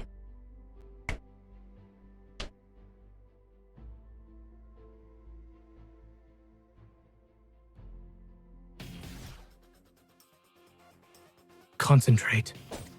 Oh, we're using a sword. Oh, man. Proceed with caution. Watch out. I'm okay. Let's go. Okay. Don't rush. Let's see what it's up to. Oh my gosh, this is like Keep Zayne's your old distance, voice. or else you'll get hurt. It sounds so different. You can really hear Let's go. the improvement Okay. in their voice acting in Now's the our English chance. one. Go back to the pit you came from. Zayne. Here it comes. Leave it to me. Is this what you wanted? Perfect. It recovered. Be careful. Ah, Game Michelle, let me use my Lumiere team. Why? Let's go. Okay. Even my Fossil team would have Bring it done on. better. Victory is within reach. Dr. Zayne. Fall back. Often, stay safe. Don't get distracted. You I'm want getting Let's terribly go. distracted. Okay. It is weak. Now's our chance. Keep your distance, In the or else old you'll get please. hurt. Let's call it a day. I'll give it a taste of our strength. Yeah, It it is sounds so falling weird, upon a almost as if hard-earned they victory. changed the way. This is Yeah. what a battlefield is like. It definitely does sound like it's new, but a lot of people speculate that they might have. But you know, regardless of whether they changed the VA or not, they definitely changed the voice director. Because the way the voice sounds after, like, you know, when the game first came out, it is vastly different, and, like, you know, vastly improved, which is awesome. Because the game needed that. Not gonna lie. And now they've gotten so much better. Although it just kind of gets a bit jarring because they never re-recorded the past lines. The next day, after driving west on the highway for 2 hours, patches of green vegetation finally appear amidst the desolate landscape. Looking through the window, I can see the distant dome of Valve Sanatorium loom in the morning mist. After yesterday's events, we decided to tour the sanatorium as visitors to investigate. The Fountain of Ate, the Rebirth Cocoon, the press conference, none of these can be tackled in a single move. However, we can assess the situation first before planning our next move. Well, I mean, Zayne did, you know, ask for like 1 month's worth of leave. Are we there? Are we almost there? I feed the last cookie to Zayne as he drives. He nods and takes a moment to gather his thoughts before speaking. There are things I need to tell you. Shoot. The technology used in the Rebirth cocoon is from a research project Carter and I worked on when we were in medical school. Back then, I began researching the application of protocors in implantable devices under Dr. Noah's guidance. It was also something I was interested in personally. At first, the research progressed smoothly. Yet when we started doing experiments... We need to stop researching this. The protocore energy has completely corroded the heart. Our experiment failed. But the heart started beating again. It just grew some black crystals, that's all. Did you know? The lab mouse we performed a protocore implant surgery on transformed into a wanderer and devoured its fellow test subjects. That's kind of bad, Carter. What the fuck? Zayne, our experiment wasn't a failure. We succeeded! Bro, you're turning people into wanderers. What the fuck? That is not a success. We've discovered humanity's next evolutionary form! The fuck? We definitely need to visit that barbecue place near the campus tonight to celebrate. What is Zayne?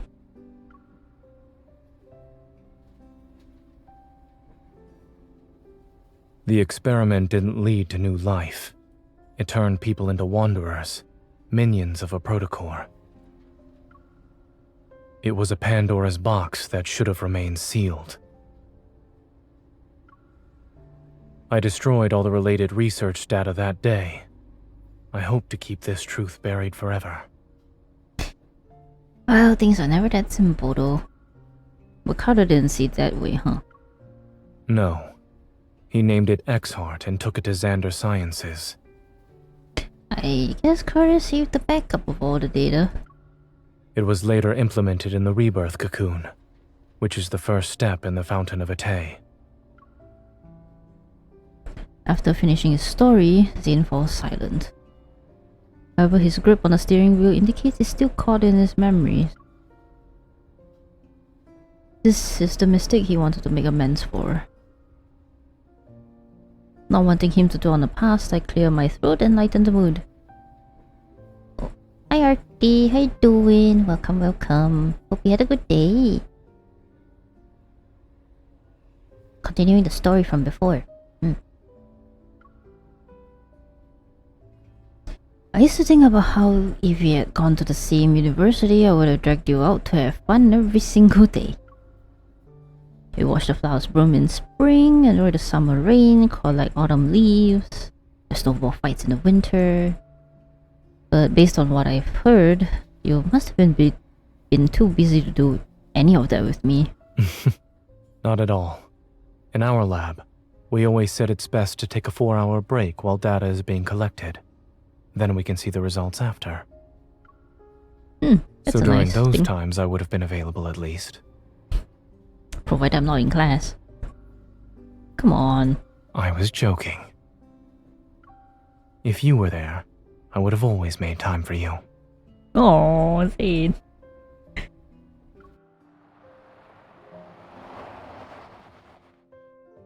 The car turns into a newly paved road, passes a sign that reads Val Sanatorium, and comes to a stop in the parking lot. I'm not familiar with the sanatorium's interior layout. If you encounter any danger during this visit, remember not to go in alone.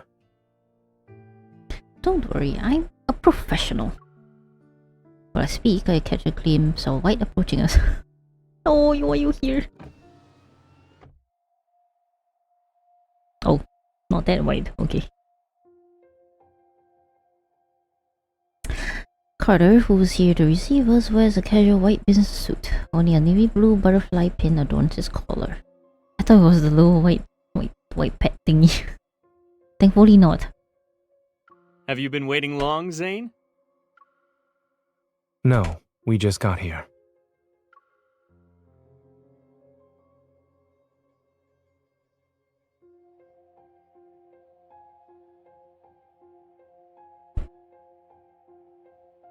Carter leans down toward the corridor. Upon seeing me, his eyes crinkle and his smile widens. I do not like this guy. Fuck you. When Zayne called about needing 2 visitor passes, I had a feeling you'd be accompanying him. Well, we're inseparable. I compose myself. Smiling politely, I step out of the car. But just as I'm about to speak...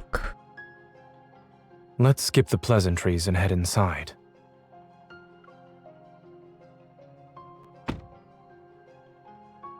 Whoa. This is the interior of a sanatorium? Damn. It's like freaking like atas looking art gallery, man. Pulling Carter, we enter the long corridor that connects the parking lot to the sanatorium's lobby. My gaze falls on the emblem at the entrance. Under the curved shape are the following: Eternity Vanquishes Evolution Restraint Group. Ah. So that's what ever means. Without a doubt, this is Ever's logo. Carter activates the scanner and the white light immediately sweeps over Zayne and me. A cheerful electronic female voice speaks. Visitor identification verified. Zayne. I am Telomere, the AI management system of Val Sanatorium. Welcome to our facility. We hope you have a good day here at the sanatorium. The doors slide open, and we enter the first floor lobby of Val Sanatorium. Pristine white surrounds us. The ceiling is unadorned, its white surface seamlessly integrated with the recessed lighting system along its edges. Beneath our feet, a gentle light weaves the white marble floor and illuminates every corner of the lobby. This place seems Bright yet oppressive? Yes. Pristine, silent, and unchanging. It's as if time itself stands still within these walls. In this environment, Zayne and I stand out like two stains on an otherwise white canvas. A few doctors in white lab coats pass us by. Although they were quietly discussing patients' medical conditions, they nodded in Carter's direction. Since Zayne personally asked me for visitor clearance, I should give you two a proper tour.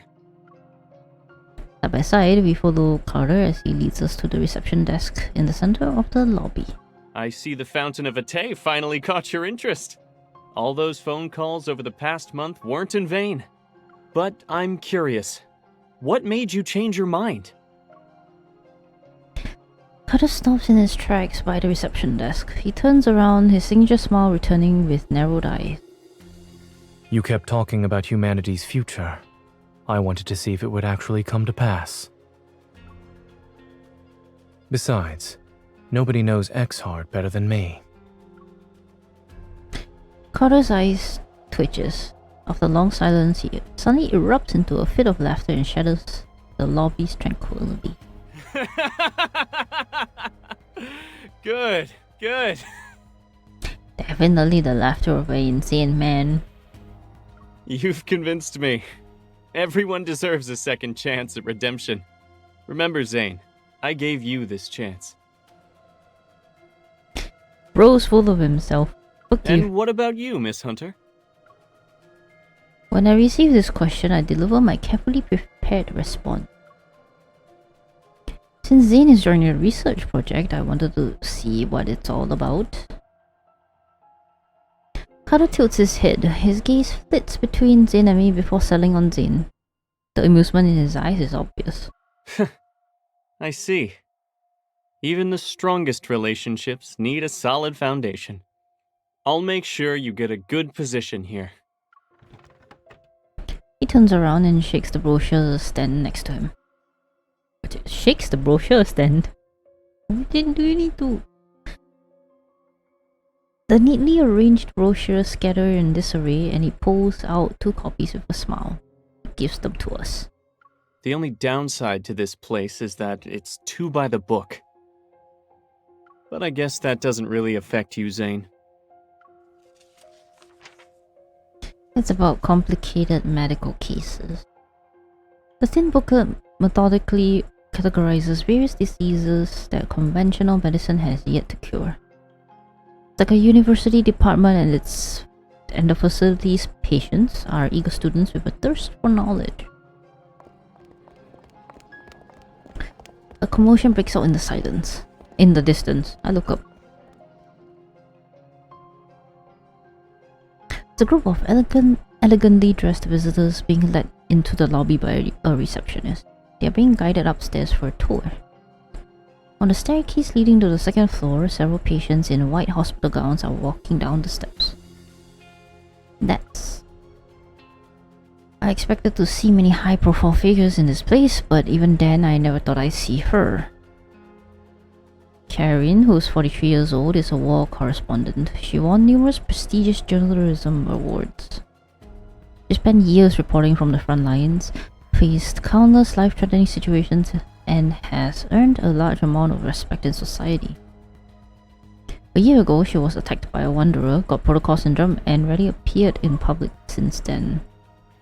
I've met her a few times at Axel Hospital. I heard she was also one of Zayne's patients. Dr. Zayne, it's been a while. Noticing us, she comes over to say hello. Zayne acknowledges her with a slight nod. Ms. Karen? Someone of her caliber choosing ever, that's probably the best endorsement they could ask for. I heard that when she left Axo Hospital, she had less than 2 months to live. Her daughter had just learned to say mama when you handed her a death sentence. How cruel. Dr. Carter, the patient in room A504. Carter gestures for us to wait a moment. Then he takes a few steps to discuss something with the man at the front desk. Noticing my silence, Zayne stops in his track. What are you thinking about? It's nothing. I just realized that Ever seems to have a knack for exploiting human vulnerabilities by any means necessary. How else could they gather people from different backgrounds and beliefs and make them devoted to a single cause? The key to obedience isn't promising heaven, it's using hell as a threat. Huh. After all, everyone fears illness and death. Footsteps accompanied by a familiar voice approach from behind. I turn. We meet again, Miss Hunter. Hi, detective. Allow me to introduce myself. I'm Benedict, the director of Val Sanatorium. Oh, you're not a detective? I thought you were a detective. You sound like a detective. Or am I remembering wrong? Hello, You. From what I remember, he had another identity. I met him at the place where an Alterum died. You're the detective who spoke to me that day. Oh, I was right. Okay, I wasn't imagining things. I'm honored you remembered me, Miss Hunter. He smiles, not with the embarrassment of someone whose identity has been exposed, but with the composure of a performer waiting for the audience reaction to a grand reveal. Alarm bells ring in my head, but he quickly shifts his placid gaze to Zayne. It's been a while, Dr. Zayne. Welcome aboard. And this voice actor is good. It's got that smooth line down.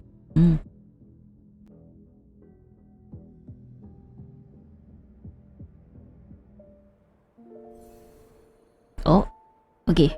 We are going into the territory of having 3 battles before the next chapter. Lumiere, hello, welcome back. Let's fight things in under 10 seconds. Alright, I need 2 blue. Oops, I need 1 more red. Yeah, I'll just get 1 more red lah. Doesn't matter.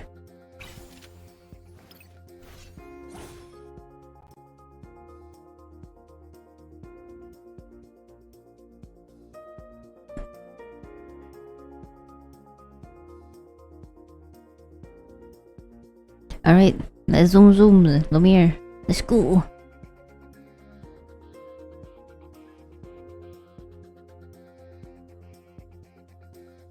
Down, down, down, down, down, down. Man, this battle's always take a while to load. Even the darkest of nights will come to an end. I need your help. Leave it to me.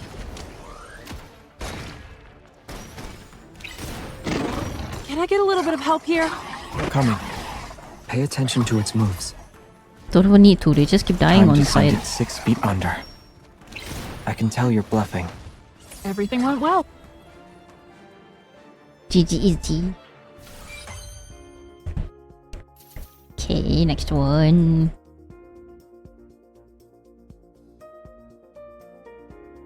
Man, playing these battles compared to the trials are like huge difference. One, you're fighting for your life. This one, you just like randomly. Yeah, you can even just sit back, you know, and just let the guy do the job. Don't even need to do anything.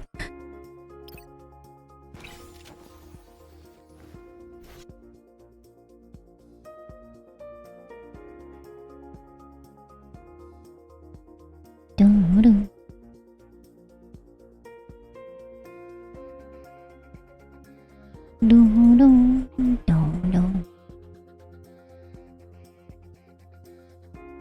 Oh man, why am I hungry again? I'm gonna turn into Xavier at this rate, man. We're getting the freaking hunger pangs in the middle of the night. Light can also be sharp. Lumiere, do you copy? I hear you. Come on, enemies. Spawn. I need your help. Leave it to me. Wrong aiming.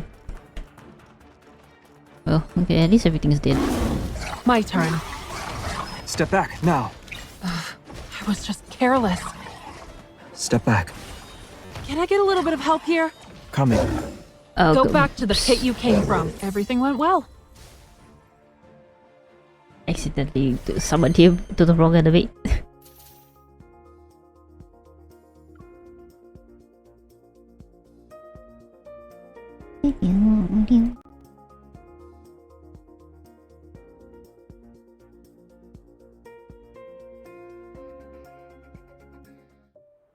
Right, one more battle. Oh, just nice. Oh, it's a stupid deer again. Hopefully I can kill it before it does its stupid little fancy prancy around the freaking arena. That shit's annoying. This deer is annoying. Freaking the most annoying enemy whenever you're trying to play a trial. The orbits. Like, waste all the time.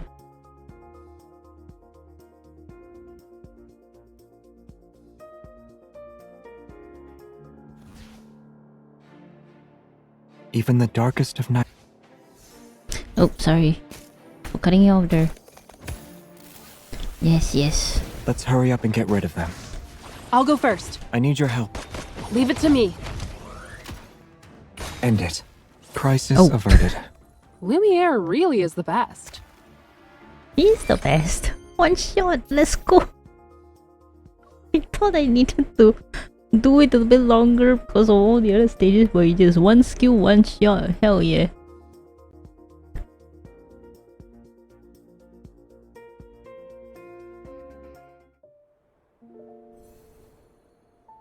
Okay, now we can finally go on to the next. Yo, this place. The fuck is this place? Oh, is this the whole entire sanatorium is huge? I mean, it's freaking pretty though, not gonna lie. Like, having like these patches of gardens around the place is nice.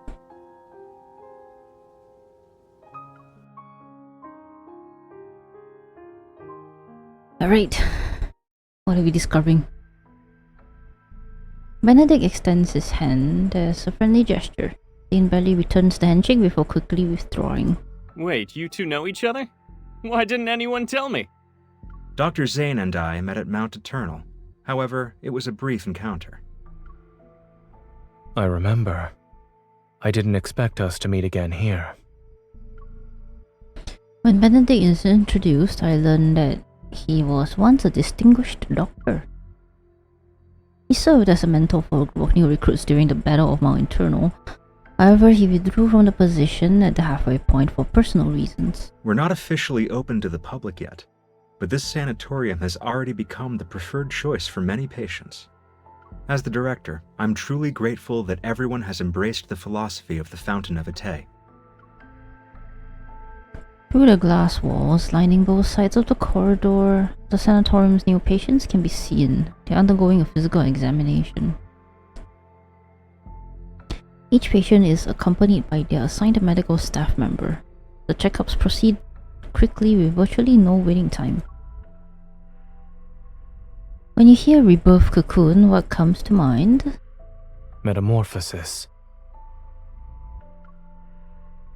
Outside the ascending elevator, the stark whiteness gradually gives way to green. A vibrant garden appears before us. And suddenly, everything clicks. When someone returns from death's door and this is the first thing they see, a crescent-shaped corridor encircles a towering tree. Surrounded by emerald-like grass dotted with vibrant flowers, the area overlooks a circular azure lake. They'd feel like they've been given a second chance in life. To be frank, we need Dr. Zayne's help to improve our experiment's success rate. They're really pulling out all the stops to mess with your brain. He speaks as if he's discussing statistics rather than matters of life and death. If there's still room for improvement, shouldn't you inform your patients about this so-called success rate? They're aware. The patients who've been given terminal diagnoses voluntarily agreed to participate in the experiment. It's a deal with mutual consent. Well, I would have expected at least this much. Besides, who would choose to wait for death's certainty when given the chance to roll the dice of fate? You know, I just heard the funniest sound that is coming from outside my place. it was like the Wilhelm scream, but someone let it out, and I don't know why. Okay. Ads might be popping up out of nowhere soon. I'ma leave you in the... Oh, okay. Have a good nap, Michi. As the elevator doors open, an unexpected gust makes me squint. Before me is an unfamiliar white corridor. It's empty and clean. And we have ads. Alright, time to take a quick break. I need to munch on another cookie or something. I'm hungry. I'm getting hungry. I wish I have ham, not gonna lie. Ham would be great.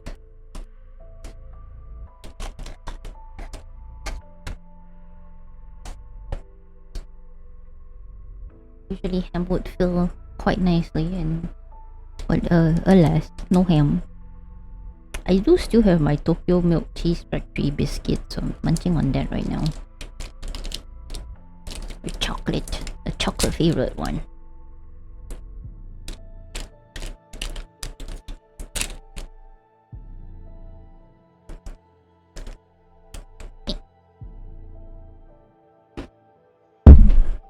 Okay, not gonna lie, chocolate sometimes tastes like coffee. I don't know why. This is chocolate and mascarpone. Mascarpone.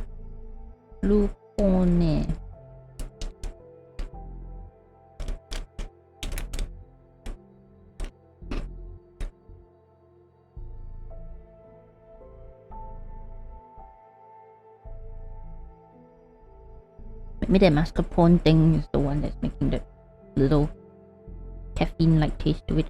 Oh, we're back. The corridor is lined with separate rooms on both sides, and through their semi-transparent glass I can see egg-shaped experimental pods.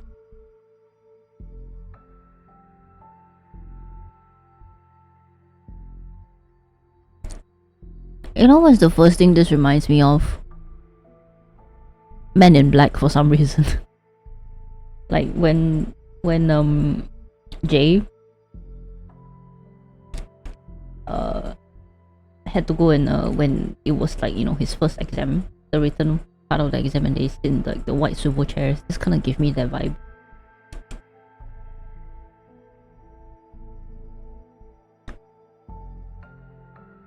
Here are the Rebirth cocoons. Their mysterious nature has been revealed. Mounted on bases lined with energy circuits, they emit a gentle glow.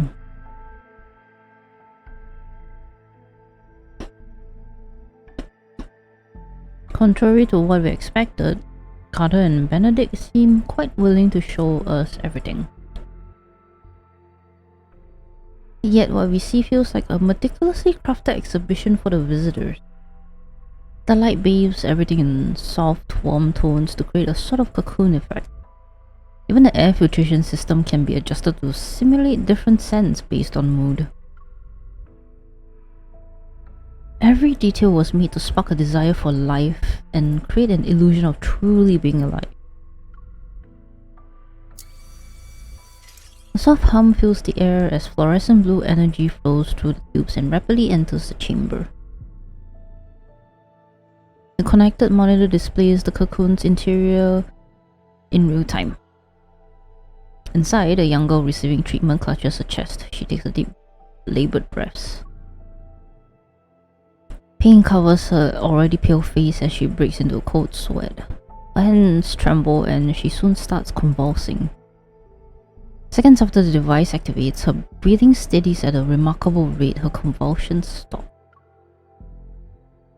As time passes, her breathing finally becomes regular. Exhausted, she closes her eyes and seemingly drifts into a deep, dreamless slumber. The video feed sparkles with light as text appears to indicate the treatment is complete. Benedict presses a button on the wall, and the treatment room's smart glass returns to its opaque, milky white state. Dr. Zayne, these should interest you the most. The treatment consists of 7 sessions. Patients show significant improvement in health indicators after each one.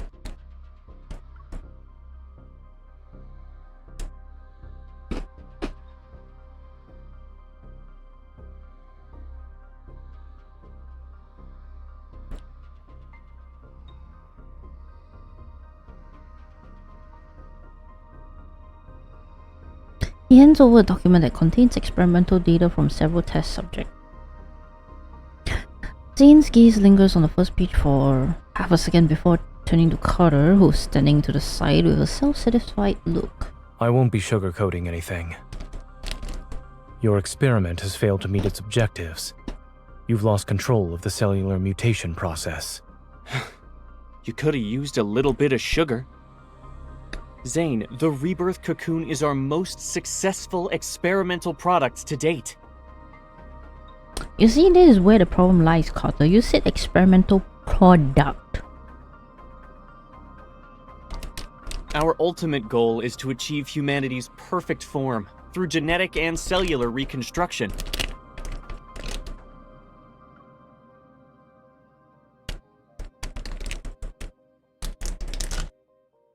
I like taking the wrapper because all the cream spilled out.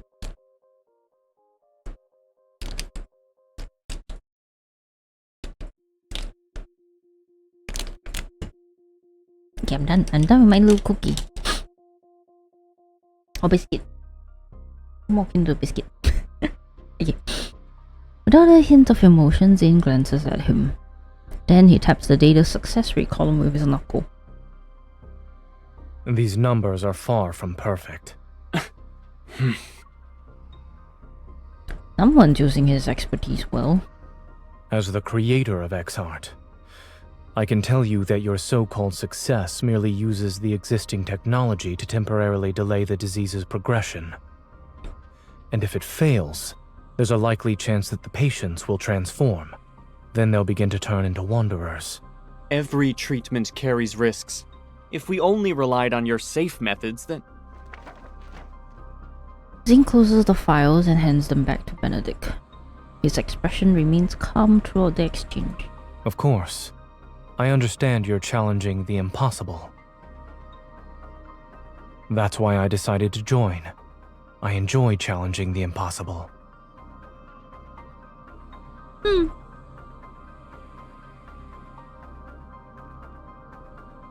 As they continue their thoughtful verbal sparring, my gaze is drawn to the curved floor-to-ceiling window beside us. Outside, patients in white hospital gowns walk across the verdant lawn. They create an unexpectedly peaceful scene. At that moment, my heart detects a strange energy. It pulls me forward. This feeling, it's just like before when I was in the ruins of the Gaia Research Center. I gently nudge Zayne. He understands and takes a step to converse with Benedict and Carter. Then he successfully leads them away. After making sure no one's around, I slip into the descending elevator.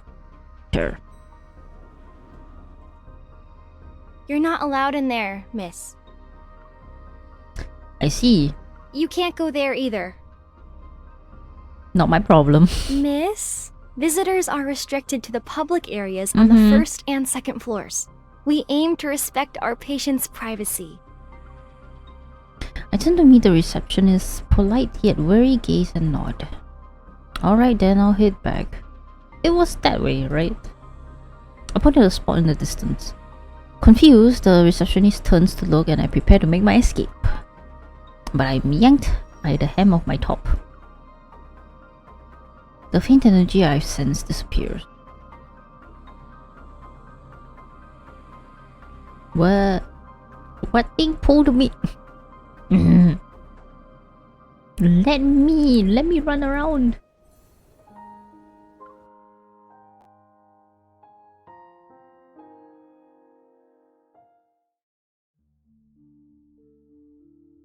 In the hallway, the receptionist has finally noticed my disappearance and is looking everywhere for me. The sliding door closes. I turn around cautious, only to find myself face to face with someone familiar.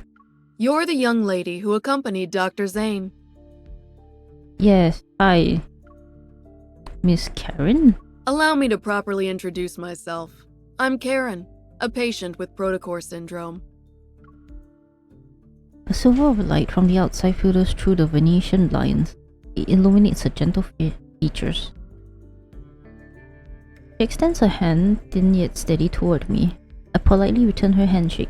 I know you and Dr. Zayne are here to investigate the Fountain of Vitae, or rather, the Rebirth Cocoon. However, the press conference for it is coming up, and you're not the only ones keeping an eye on things. You said exactly what I was thinking. Are you also undercover so you can get the information? She nods, but after a moment passes, she shakes her head. Sort of. My original reason for coming here was simple. I wanted to live. Isn't it strange? After all, I was a war correspondent who once risked everything on the battlefield. Yet, after returning to civilian life, I'm afraid of death. I even believed in far-fetched promises. Well, it's only naturally human to do so. When it comes to the matters of life and death, I have no right to judge, let alone interfere with others' choices. Yet, I also wondered, if I were a patient, would I pin my hopes on this experiment despite knowing full well how absurd it is? But I hesitate, unsure if I should reveal what I know. You want to say that this experiment is turning people into monsters. Those things called the Alterum. I was there during the Battle of Mount Eternal. I saw people transform into monsters with my own eyes. Oh. Whether you're trying to stop it or investigate it, 2 people won't be enough to treat this as a simple matter. She turns around and opens a drawer. She takes out a small, elegant notebook and hands it to me. This may seem sudden, but I need your help. And I believe you might need mine as well. It'll be necessary to prevent this press conference from taking place. Are we very sure that this place is not being surveilled? Because this is a bit concerning. I mean, thank you, but if there is like CCTVs and stuff, they can hear you talking, and it's kind of suspicious. But why would you? Questions flood my mind, but I can't find the right one to ask. As it stands, I'm their most successful test subject. Oh, is it now? That visitor just disappeared around here. Yee. The receptionist I managed to shake off earlier hurries towards us. Karen responds with a slight smile. Take this with you. When you get out, tell them you saw the patient in room A107 faint. You were just escorting me back to my room.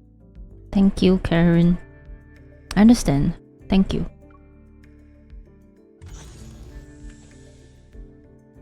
Miss, how did you end up here? Is there anything I can help you with?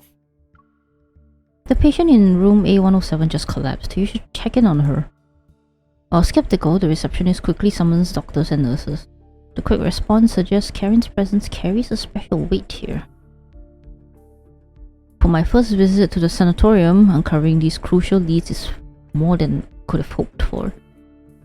As for those secrets that lie deeper in the shroud of mystery and finding a way to stop Carter and Benedict's plans, that will take more time. I wonder how Zayne is doing. I should act like I don't know anything when I meet up with him. Pushing these thoughts aside, I carefully hide the notebook on my person before heading toward the main white building.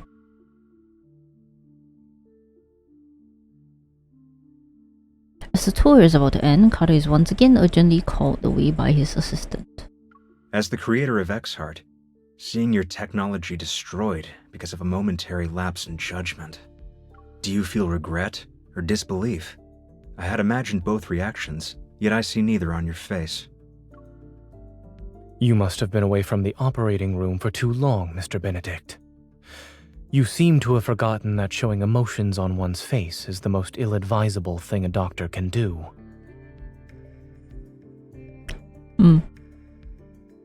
Benedict smiles and chooses to ignore the sarcasm.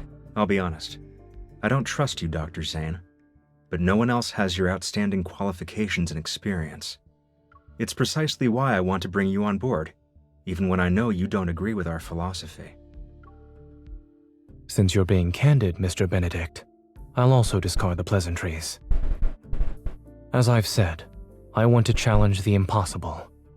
We each have something to gain, no? This collaboration could work.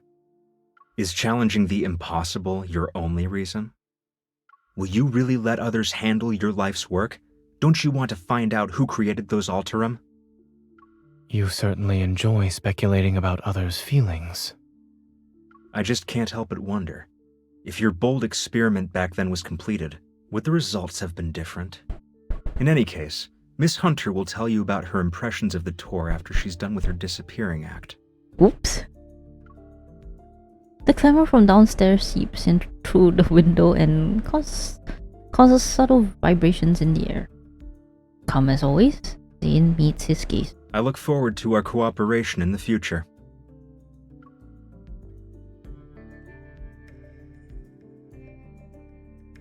Miss Benedict is not an easy target. Not easy to provoke. He'll be a bit hard to crack.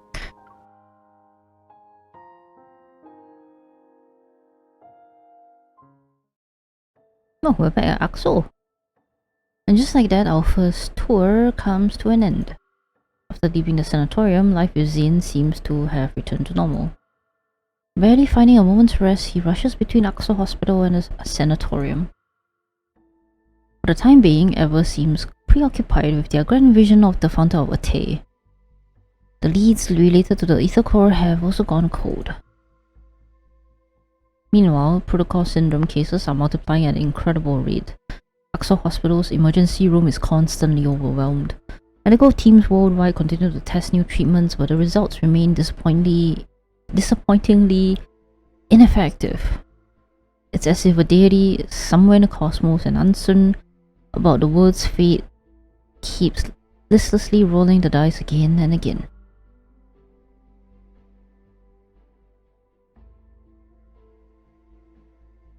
Aren't you supposed to save people's lives? My wife is critically ill and you're just letting her die. Where's Dr. Zayne? Isn't he the leading expert on protocore syndrome? Why can't he see us first? Doctor, my child was perfectly fine yesterday. Why did the condition worsen? In the break room for the division of cardiac surgery, the doctors and nurses can finally get a few minutes of rest. Exhausted, they slump into their chairs. We're humans, not gods. We want to take care of everyone too. In 3 days, Ever will officially unveil the Rebirth cocoon at their press conference. It is designed to treat protocore syndrome. We interviewed Ms. Karen, one of the first patients who underwent this treatment. She will appear at the press conference. We might be witnessing a medical revolution. Only time will tell. Everyone remains silent as they watch through the transparent partition in the door. From the corridor, they observe Zayne's focused expression. Isn't Dr. Zayne supposed to be on leave? Officially, maybe. I bet he's just busy with other projects. Things just aren't the same without Dr. Zayne here. Seeing him around makes me feel at ease. It doesn't matter how exhausted I am. Yvonne lets out a deep sigh and turns to open a storage cabinet. With practiced ease, she breaks 2 dietary glucose sticks to hand out to her colleagues behind her. Let's eat these and give it our all. The little clink sound effects despite them like eating glucose sticks. That doesn't make that sound at all. Kinda taking it away, man. Doctor, if I get sick, will I turn into a monster? No. Really? Will from the bed next to me said these crystals will eat us and turn us into big monsters. Dr. Zayne, I'd like to process my child's discharge papers. If you could... Lexi's condition has shown improvement. I advise you not to transfer hospitals at this time. But everyone's saying Ever has a new treatment. We really want to try it.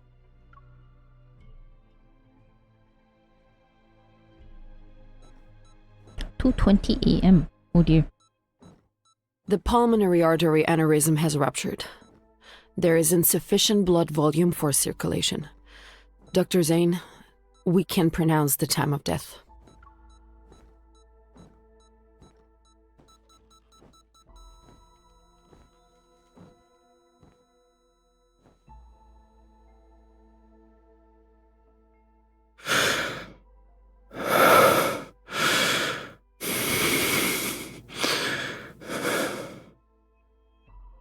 Time of death, 2:23 a.m. Notify the family. Oh no.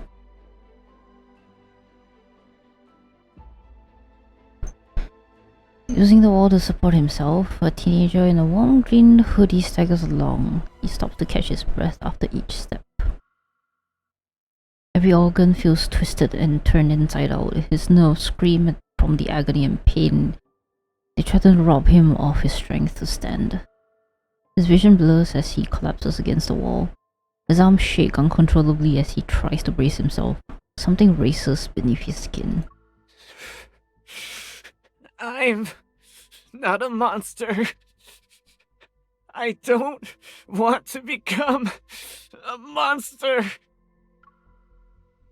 The violent urge surges through him once again as he stares at his hands. They're covered in sharp crystals. He's fighting against the impulse to plunge them into his own heart. Yet, he can't bring himself to do it. Cold snowflakes fall onto his body that's reached a fever pitch. A man's steady footsteps approach.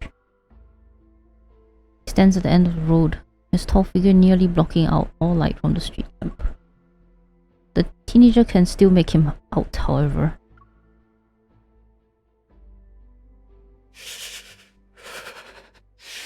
You're the killer, or the doctor. We meet again. This isn't a coincidence.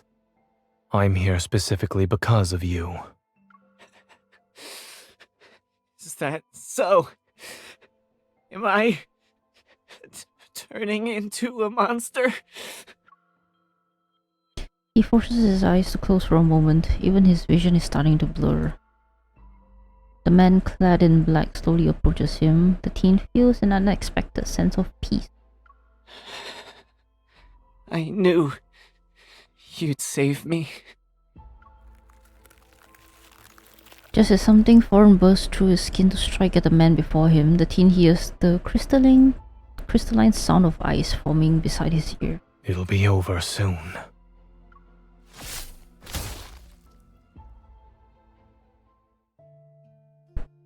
The patient in room A103 is experiencing memory loss, continual emotional detachment, and exhibiting behavioral patterns that differ from usual.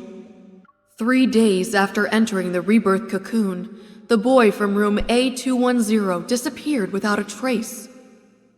The patient from room A379 experienced a violent episode while awaiting treatment. The rebirth cocoon's performance has improved. I was chosen as the ideal test subject. They believe I'm the closest to success. The notes Karen gave me consist almost entirely of observation reports on other test subjects. Her journalist's instinct made her distrust this research project from the start. She had already noticed something was off about it. This is... One creased photo slips out from between the notebook pages. Its edges reveal the countless times it's been handled. In the photo, Karen is holding a little girl who's no more than 3 years old. Both of them are smiling at the camera. Is that her daughter? I quickly understand why she wants to live despite her doubts about this project.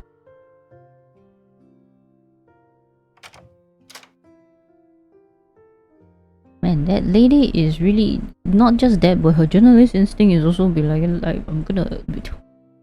I want to survive, but also let me try and figure this whole shit out. Like, damn, right. Salutes to her, man. When did you get back? The breaking dawn appears outside the window as the sky grows brighter.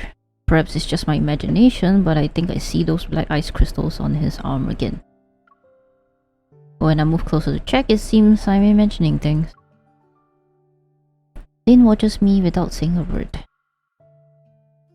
I realized that I only came over last night to help feed Suchi, but I got so caught up in analyzing the clues that I accidentally fell asleep on the couch. Sorry I went a little overboard when I made myself at home. A moment passes and a faint smile tugs at the corner of his lip. Is there a passcode in this house that you don't know? You're the one that told me the password to the house in one of the memories. I clear my throat and hand him the notebook. I try to prevent us from getting sidetracked. In any case, I believe Karen is our biggest lead right now. Recently, Ever has made a public announcement about their best test subject who will make an appearance at the press conference. Like those big spenders and socialites, Karen has a positive, approachable image. She also has a good reputation in the eyes of the general public. They're trying to use her to build public support and convince more people to believe in their cause. By giving me these notes, she probably hopes I'll help her stop the press conference or even put an end to the project altogether. So I thought, for a while I've been talking to myself, and then he hugs me from behind. Is it Zayne? Yes, I'm listening. His embrace is gentle, as if the slightest touch might shatter something fragile. Did something happen? It's cold. To think someone who's like snow could feel chilly. I paused before turning around to embrace him.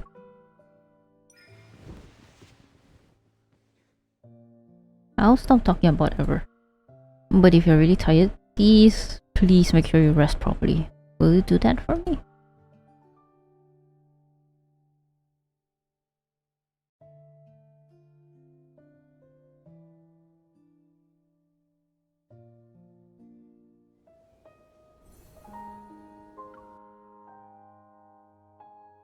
That was a heavy chapter. There are less than 36 hours remaining till the press conference for the Fountain of Ate. Before returning to the sanatorium to stop it, Zayne and I quickly come up with a plan. I need to approach Miss Karen again to figure out a surefire way. Meanwhile, Zayne, who has already connected with the co-researchers, will cover for me. Whether it's diseases, wanderers, or the Alterium, they all stem from humanity's instinctive fear of things beyond their control. The deeper this fear takes root, the more likely people are to mistake absurdity for miracles. And when Ever appears as its savior, they will gain a congregation of devoted followers like a freaking cult.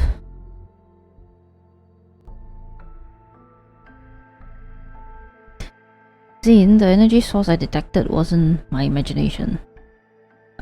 I'm still not confident in utilizing the spatial core, but another visit might help us discover something new.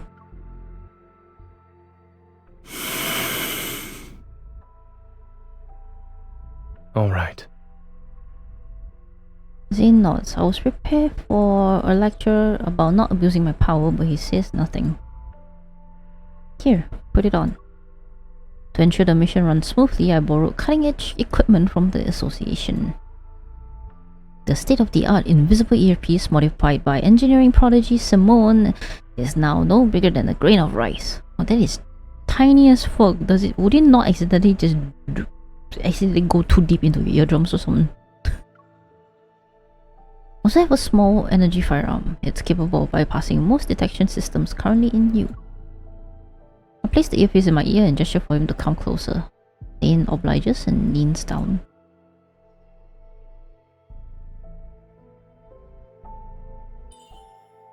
One cough to turn the mic on, two coughs to turn it off, and tap to adjust the volume. Thank you.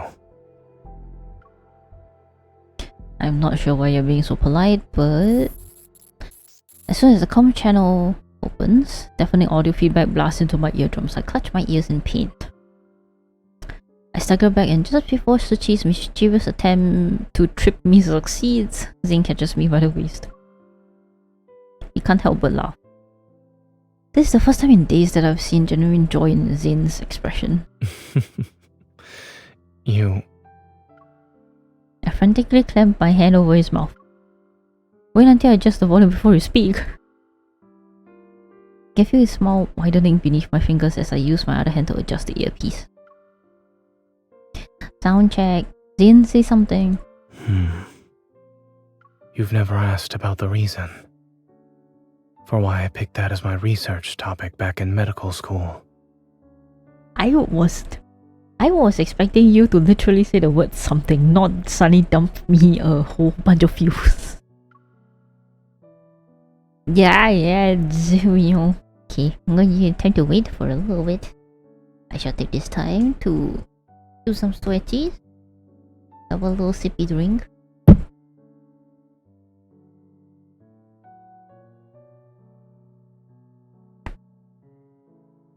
Oh man, could you hear that? I don't know if the neck crack can be heard from the mic. I saw the mixer picking up something. I'm not sure if that was it. Oop.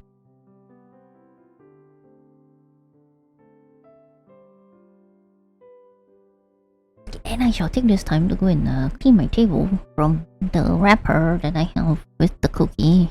Here, right back.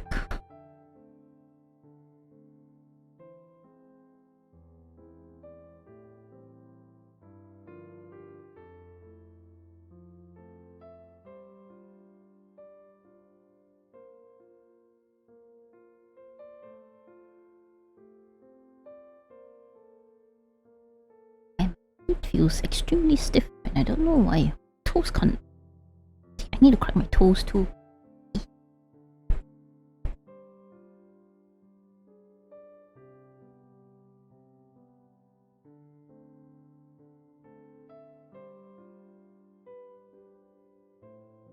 Right, we're back. He remains close to me, his breath warm against my ear. It's almost like I can hear his heartbeat. The path of medicine is a noble pursuit. Dr. Zayne, you strive for academic excellence. You also want to find a meaningful purpose in life. It's a good guess. Back then, when you decided to destroy what could have been a world-changing discovery, you didn't hesitate. Correct. It's the kind of honor most people would cherish for a lifetime, yet he seems genuinely unbothered by it. Zayne must have chosen to stop the experiment because he foresaw the consequences of its potential misuse. I had considered including your name in the acknowledgements of my paper. I nod as I secure my firearm to the holster strapped to my tie. Then I double-check my equipment. You only thought about it? You didn't actually do it? It wouldn't have been right for our names to appear on the same piece of paper without your permission. Before I can process the meaning behind his words, a rustling sound suddenly comes from the window. A piece of bean-shaped ruby chocolate falls. Clattering, it rolls to my feet. Shichi, what the fuck? Why are you acting like a dog for real now? I look up to see that the last pack of chocolate snacks from the cabinet has been taken down and torn open on the floor. Shichi lifts his face from the snack package, which is bigger than his head, and licks the chocolate residue off his nose. Huh? Wait, what did you eat? My body moves before my mind can catch up. Quickly pick up Shichi and check the empty package. You ate all the chocolate? Anyone wasn't supposed to eat that. Well, that thing is not an animal, that's for sure. It's not a typical animal anyways. It eats what it wants, I guess.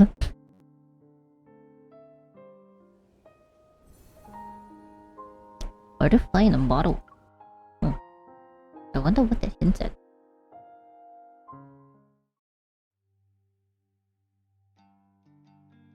As noon approaches, the car enters the sanatorium parking lot. Since Zayne holds an internal role here, he's been granted limited clearance to the facility. I plan to slip in while he keeps the receptionist distracted. Safety first. You too. He doesn't look back when he leaves, but he slowly raises his hand for a quick high five as our positions shield it from view. With my biosignature concealed, the omnipresent security camera scan doesn't trigger anything. Their indicators blink before moving on. Dimitri might be crazy, but I have to admit the ID camouflage chip he gave me is really useful. Well, that sure came in handy, huh? Lush trees and flower beds scattered throughout the sanatorium provide the perfect cover. Dodging staff members in the courtyard, I make my way to room A107 from memory. That's where Karen is. The staff will change shifts at approximately 12 PM. There's a small window of time. To be more specific, there's a small window of time when no one checks the room.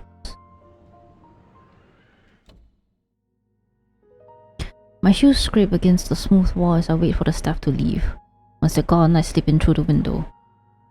Karen's eyes widen slightly at my entrance, but she remains quiet. Sasuga of a, you know, of a reporter who's been at this for so long. Sorry, with the press conference coming up, they tightened security. I could only use this method to visit. I expected as much. You're clever for figuring out how to find the perfect moment. I understood the message you sent me when you gave me those notes. That's why I'm here. Are you really going to give up? If you take this chance, you might actually have a shot at making a full recovery. Karen shakes her head. After surviving so many close calls on the battlefield, I'd say death has already been more than generous. She reveals a peaceful smile and looks at the sunlight streaming through the window. When I first entered the cocoon, I dreamed. And in that dream, I had made a full recovery. I got to watch my daughter grow up. I was there for every important moment of her life. This sounds like a red flag event to ever have. This means you're definitely gonna die. At her wedding, I hugged her while crying.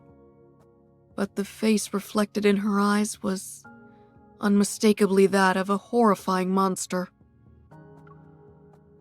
Her gaze dims. Outside the window, a butterfly, drawn to the artificial flowers in the vase, crashes against the glass again and again. When I came to my senses, I realized I wasn't hugging her. My hands were around her throat. I only wanted to hug her. So why did I make her cry? Sensing my hesitation, she pulls the IV line from the back of her hand. My dear, have you heard of Zhuangzi's butterfly dream? I've always wondered who was really dreaming. Was it the butterfly, or Zhuangzi himself? If I can't tell who I am anymore, then the whole world has become my cocoon. The time I still have doesn't matter. I've made my decision. What would you like me to do? The press conference is scheduled for noon tomorrow, less than 24 hours from now. In an hour, they'll place me in the cocoon for my final examination. You need to locate the cocoon's power supply and cut it off completely. No. The cocoon is connected directly to the test subject's consciousness. Sudden disconnection could lead to unpredictable effects on her already fragile body. Don't worry about me. I'm prepared to face the consequences. Finding a suitable test subject like me isn't easy. Trust me, this is the best way to stop them. This would only delay them.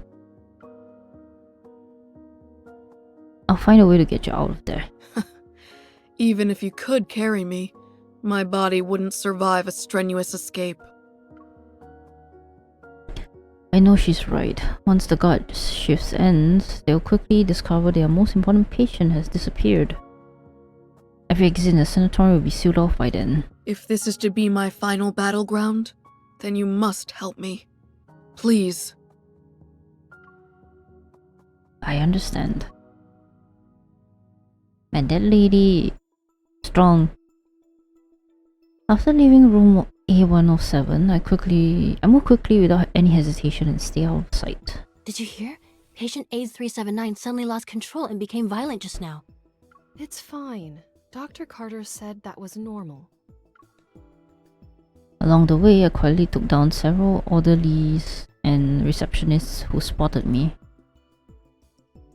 The sanatorium is massive and many areas are restricted. A blind search could last until nightfall and still be a failure. What I sensed that day, it must have been the cocoon's energy core. Took a deep breath and activated the spatium core's power once more.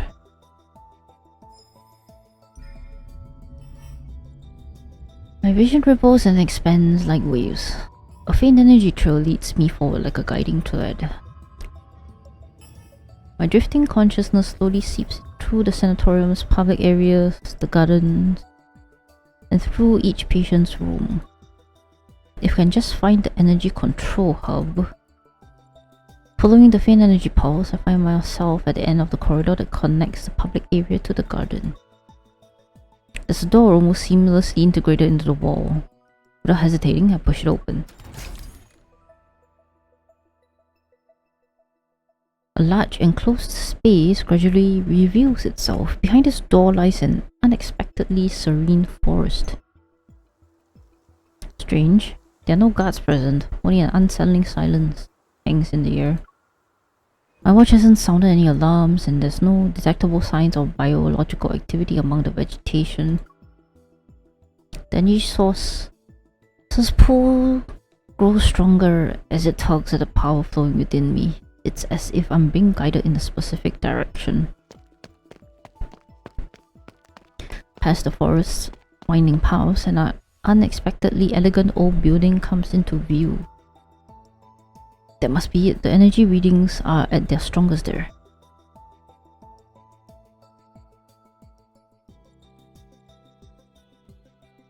My brain almost thought that was Starfall Forest, but that's just a generic forest background.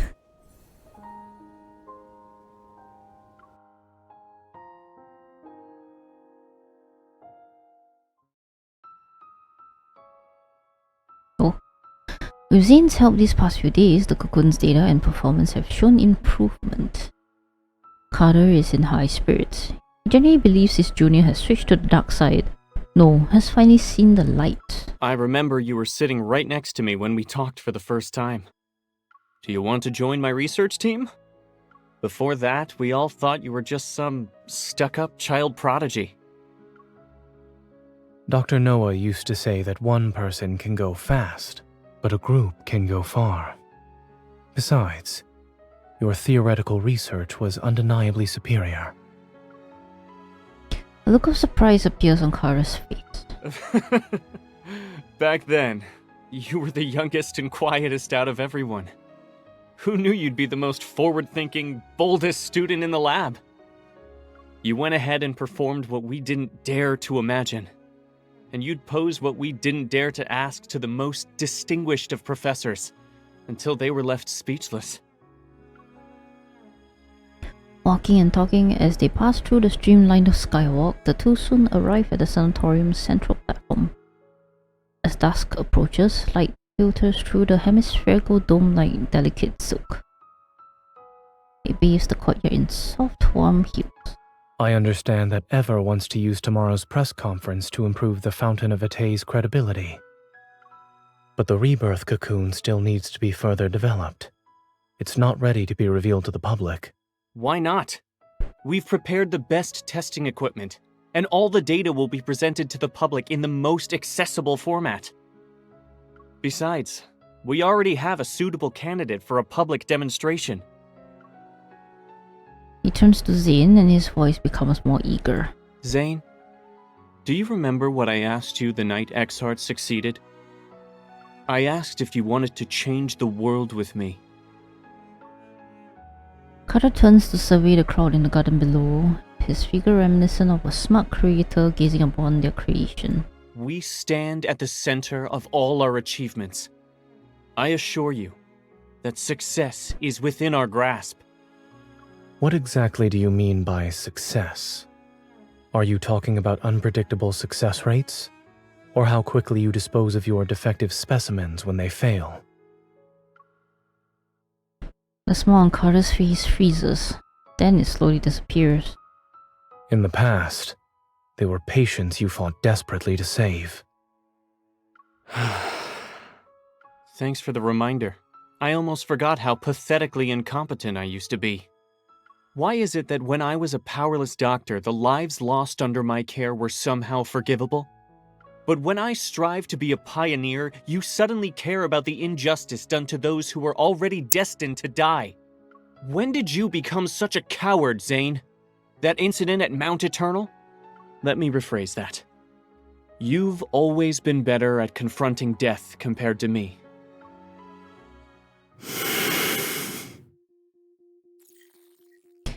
An uncontrollable impulse surges within him. Unfortunately, a voice comes through his earpiece and pulls him back to reality. Zayne, I found a location with the strongest energy signatures. Just in case, if you can get clearance from either Carter or Benedict. Zayne composes himself. Discreetly tapping the area near his ear as acknowledgement, he looks at Carter.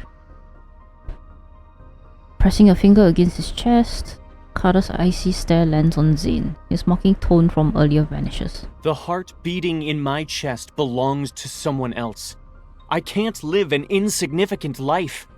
Zayne, I understand the meaning of death far better than you do. If these sacrifices are necessary, then so be it. We're about to solve humanity's greatest dilemma, and you're still too young. Ugh!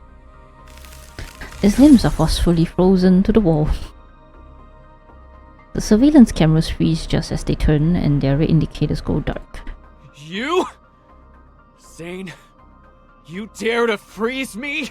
The statute of limitations hasn't expired yet for your academic plagiarism. Damn. Carter's briefly freed hand is sealed in ice once again, and his frantic struggling is frozen as an awkward rigid pose. You can't be serious. You're bringing this up now? The end justifies the means. Let me go! No, it doesn't, Carter, you little shit. You and Soren both are little butt-asses. It was a joke. But I need you to stay still for a while, Carter. Are you planning to destroy the cocoon or cut off its power supply? The sanatorium has 6 independent operating systems. Pulling the plug won't be possible. If this place allows someone with malicious intent like me to freely come and go, then that just shows how confident all of you are. What are you actually trying to do? Carter glares at him. His junior pauses thoughtfully before calmly shaking his head. I won't tell you this time, Carter. I have a more trustworthy colleague to work with now. You didn't come here alone this time. What's that girl up to? This is murder! You're taking away these patients' only chance at survival! Yeah, at the expense of them turning into monsters they hated all the same power. It's what I mean. Zayne, you ungrateful traitor! You might be smart, but you're weak and short-sighted. Security! Another layer of ice appears to shield his mouth shut. Why am I suddenly speaking? Oh. You said this place was perfect for heart-to-heart conversations, since no one would disturb us. I'm afraid you'll have to stay frozen for a while. Carter, you're not doing this to save lives, nor are you doing it to save humanity. Everything you've done is to merely fill the emptiness and soothe the fear you have when confronting death. Yeah, give it to him, Zayne. Zayne takes out the palm-sized access card from Carter's pocket. Zayne's gaze didn't meet his, it lands on Carter's heart instead. I doubt the heart's donor wants it beating in the chest of an executioner.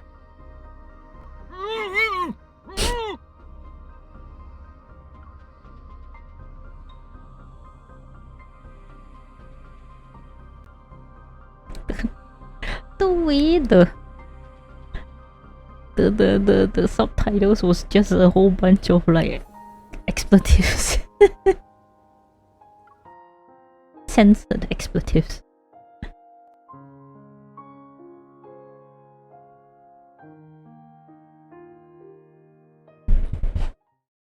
Ooh, where's this place?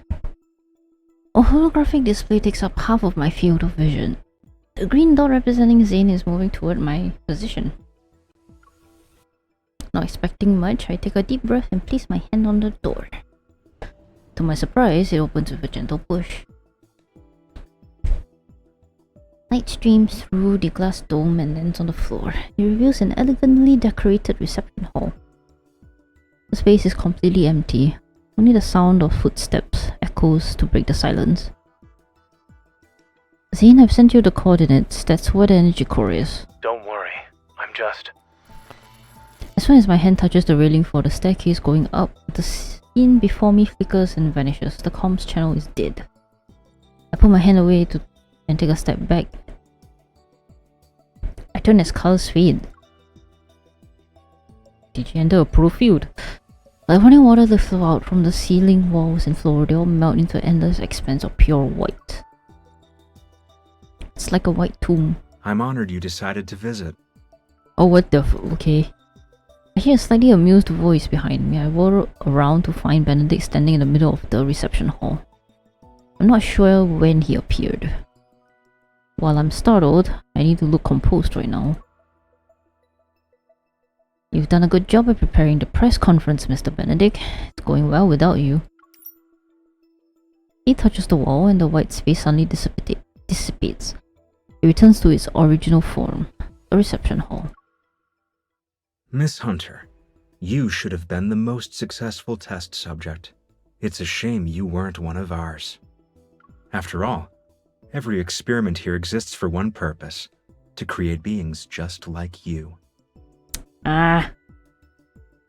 Are you one of the Gaia people? A gunshot explodes in the empty reception hall. I'm tired of hearing you ever people talk about the same thing. Let's skip the formalities and get to fighting. I love how he's just like, you know what? Fisticuffs. Fuck everything. We're throwing hands. Just as the bullet approaches him, crystal shards suddenly burst from his arm to pulverize the projectile. Oh right. I forgot to mention something. I'm one of the Cocoon's successful specimens. You could have said that earlier. I quickly switch out the regular bullets in my magazine for energy rounds designed to fight wanderers. Then I shoot at him. But Benedict seems to have anticipated this. At his signal, several shadowy figures surge forth from the darkness. Several outer room move with inhumane speed like savage beasts. They lunge toward me. You're calling for backup already? I guess you aren't really a successful specimen. Quickly stepping to the side and spinning, I dodge in the nick of time. The outer room crash into one another. I don't plan on dragging this fight out. Zayne will be here soon. Finding the energy core's location is the highest priority. Activate the spatium core sensing ability again. There's a faint energy signature coming from the top floor of the building. And then everything before me, my eyes, becomes indistinguishable once again. As the light shifts and wavers, thick fog appears from out of nowhere. It rolls in and blurs even the faces of the outer room. Play with them for a while. My senses stop working, and my vision is plunged into endless void. Overwhelming dizziness washes over me. Desperate, I try to stay conscious in spite of the vertigo, but my legs give out and I collapse onto the cold floor. I know I've reached my limit. Just before I lose consciousness, the sound around me fades. In the void, I feel someone firmly grab my wrist. The churning sensation of instability vanishes when I open my eyes. Zayne, in the nick of time. Where does it hurt? Under the flickering light, I can barely make out Zayne's worried expression. Before I can say I'm fine, a searing pain erupts from my chest and flows through my entire body. I guess I'm not fine. I press my hand against my chest, but the physical pressure does nothing to ease the pain. Stop trying to sense it.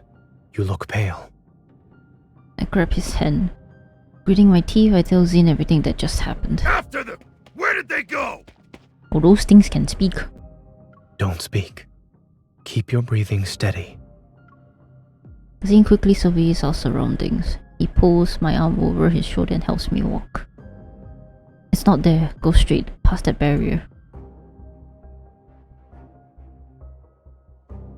We pass through the wall. The altar room are right behind us, but it seems they were fooled by the elusive hologram. Thankfully, this space hasn't been warped. Zayne pulls me into an empty room and slams the door. Ice covers it, but the altar room have us cornered. They claw at the frost and create this sharp grating sound. Everything in front of me blurs into patches of color. I try to grab Zayne's hand again, but my strength fails me. My hand weakly slides down his sleeve.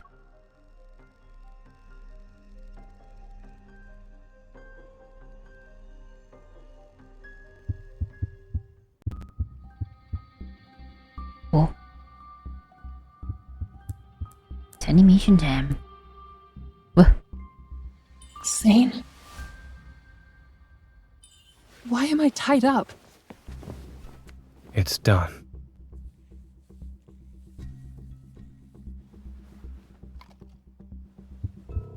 What did you inject me with? A suppressant.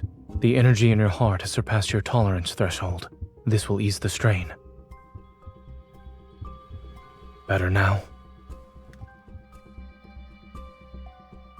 Zayne. The suppressant won't last long. We need to leave now. Fluctuations.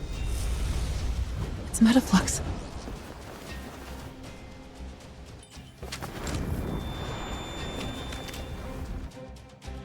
Look out! What?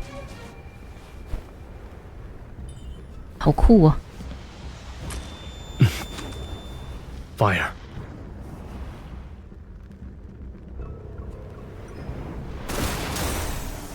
Oh, you're still here. How delightful.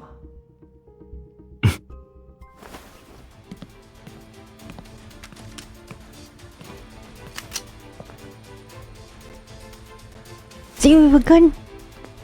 Of course we would survive. If you take another step, I can't guarantee you'll get out of this alive.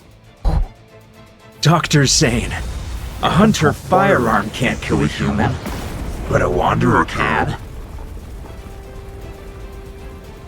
Oh, what the shit?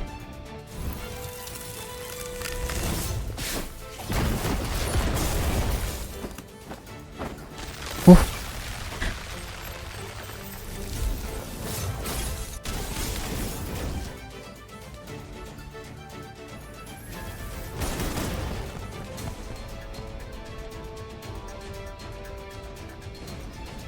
Let's join in the fight. Haha.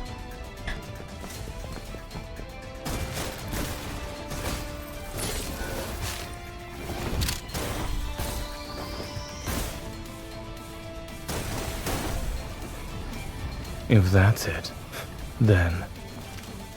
Hmm? He underestimated us. Watch your heart. 30% of your evil should do. How does one even estimate 30%?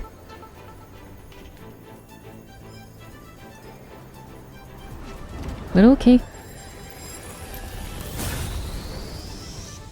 I like how the villain is just standing there, tossing all these balls while we're like doing all these things.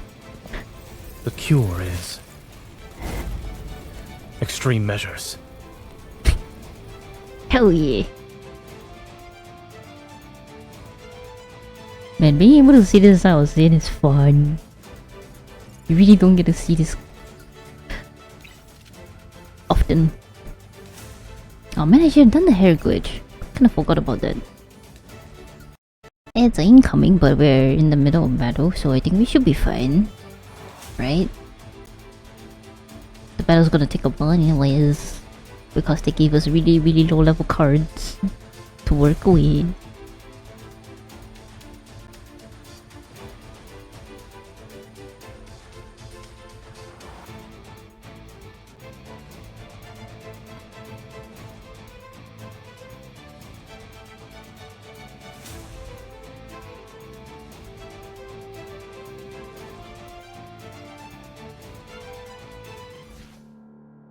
Ooh, new stage! Concentrate.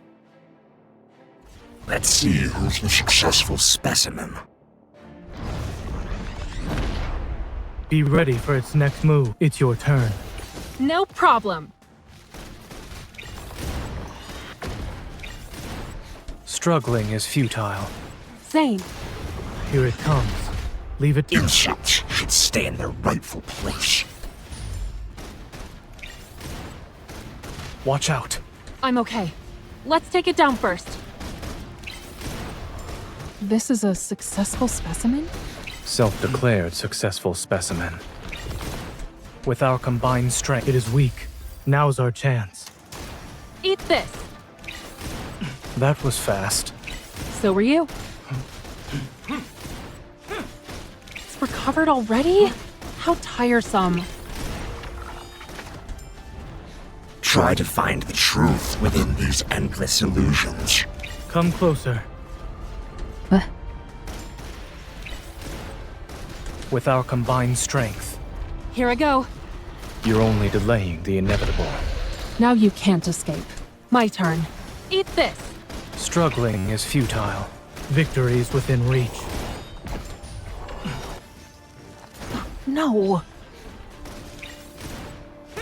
It's your turn. No problem. Watch where it's going. Cooldown is slow. Yeah, man. It's minor. Zayne. Here it comes. Leave it with our combined strength. It is weak. Now's our chance. Keep your distance, or else you'll get hurt. I'll send it on a journey. Its final journey. It is falling apart. We finished it in one attempt. And it wasn't messy. Hell yeah. Okay, MC in this outfit with like Zayne in the Dawnbreaker coat is really cool. It's a very cool combination.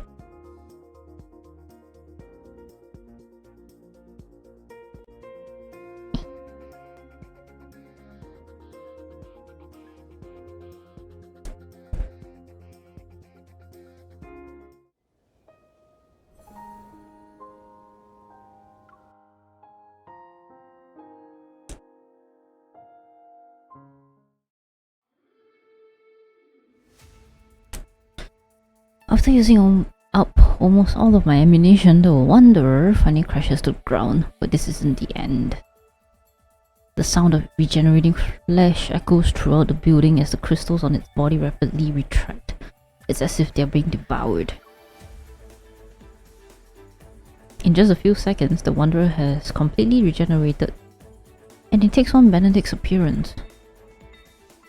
Wait for an opening first, then we'll retreat. There's no point in continuing this fight.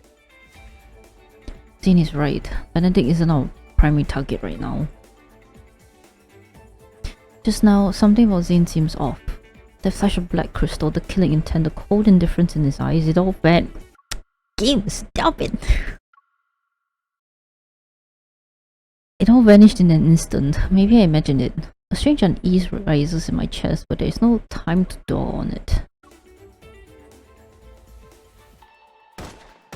I fire my last bullet at Benedict as a greyish-white mist fills the reception hall. This is another good example of my seamless coordination with Zayne. Now's our chance. Go.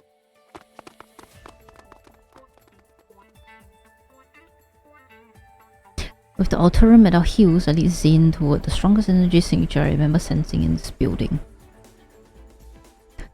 Have you noticed how the Alterum are getting stronger? They're practically like living weapons. Could it be that after their consciousness are eroded, these failed test subjects are turned into tools that can be commanded? After taking down another Alterum that tried to attack us, I ran toward a corner. The strongest energy signature was right behind the door. Huh? Where's the door? Watch out. As Frost immobilizes the guard who tried to ambush us, Zayne stands back to back with me. Both of us are on high alert. Part of the layout has changed again. If this place is a projection, then changing the layout would be the quickest way to hide the energy core's location. This is annoying. I have to find the energy signatures again. Remember to not let your energy overload your heart. I don't have any more stabilizing injections. Speaking of which, where did you get the one you gave me? Knowing how a certain Miss Hunter tends to overuse her evil, I came prepared. Thank you for anticipating that, Zayne. When you restrained me earlier... It was because you were too strong. Uh-huh. I placed my hand on the wall. Energy surges through my vein as my sensing ability is magnified. The location becomes clearer. I'm certain the energy core is being held on the top floor. I found it. Follow me.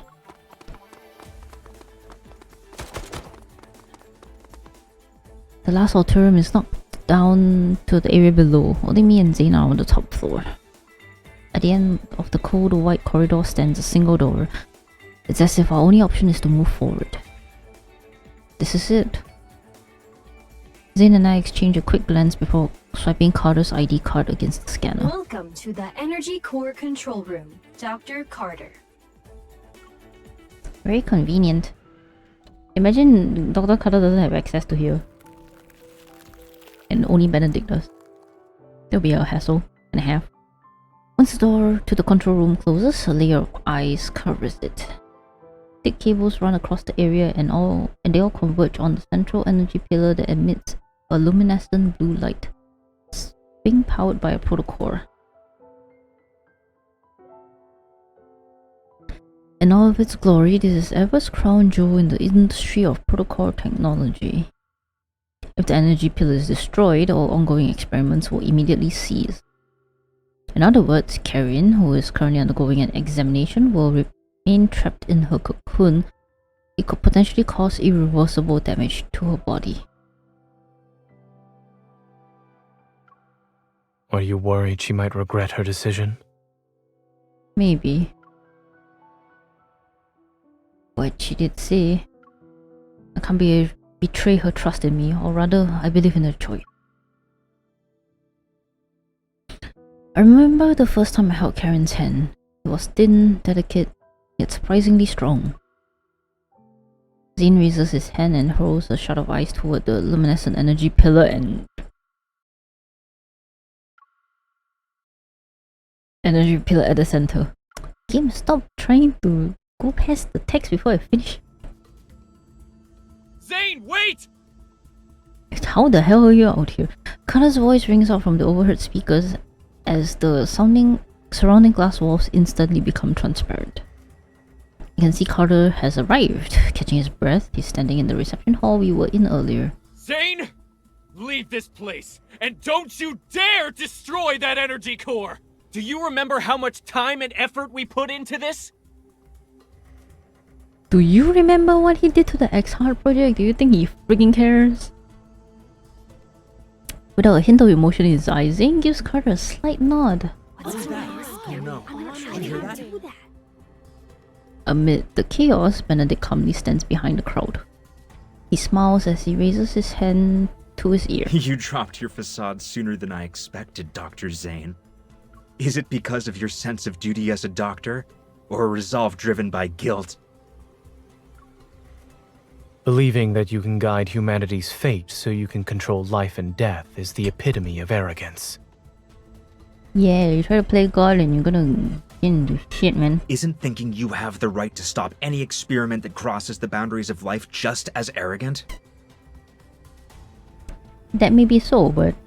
This is what the people in our era want. And in just a few centuries, or maybe even a few decades, history will remember this moment. Are we even human at that point, if that happens? You have no right to speak of such things. Why don't we watch and see how the future unfolds? Not taking any chances. Even if you've stopped Ms. Karen's experiment and prevented the press conference today, you can't stop the tide of progress. It's more or less the same rhetoric. Did everyone ever attend the same corporate seminar or something? Oh, MCU, funny. Ah yes. I have one more question I'd like to ask you, Dr. Zayne. The static in the comms channel suddenly falls silent and cuts off Carter's angry shouts. All I can hear is Benedict's steady voice tinged with amusement alongside his breaths. Back then, Why did you choose to destroy something that could have shaken or even changed the world? He asked the exact same question that I did. A sense of unease stirs as I glance at Zayne, who was maintaining his usual composure. It couldn't be controlled. Any action beyond our control leads to unpredictable consequences. Oh, is it because he knows the future thanks to Dawnbreaker to that extent? Maybe it's because he used his evolve too many times in quick succession. Delicate ice crystals are steadily creeping up Zayne's forearm. Uncontrollable. I see. Your rationality is an absolute, the very thing that drives you to eliminate any possibility of losing control. It affects the smallest things about yourself to the greatest matters of this world. That's why you killed William at Mount Eternal back then, yes? You really are capable of such cruelty. You struck down your mentor and friend who fought beside you. Even I would have hesitated. Cut to the chase. A long time passes before Zayne's voice breaks the silence. Although his tone remains calm, his ragged breathing gives him away. You're here to atone for your mistake, that much is certain. But you also wish to uncover what you think is the truth. For example, surely there must be an explanation for why those Alterum look so much like everyone who died at Mount Eternal. You seem to know a lot of the answers, Sir Benedict. In the tense undercurrents of this moment, a harsh truth slowly surfaces. I'll tell you, those people at Mount Eternal were this experiment's first batch of failed specimens. Your companions, William, all your guilt and suffering, I'm the one who caused it. Oh wow, he's proud of it. His tone is almost nonchalant, yet every sentence is like a knife straight to the heart. A discovery that could have shaken the world to its core, abandoned because of a moment of cowardice. You made their deaths as meaningless as those of the failed Alterum.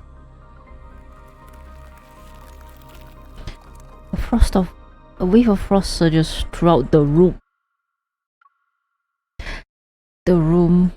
A bone-chilling cold creeps up from the floor. The windows, walls, and floors are sealed under thick layers of ice. They form intricate crystalline patterns.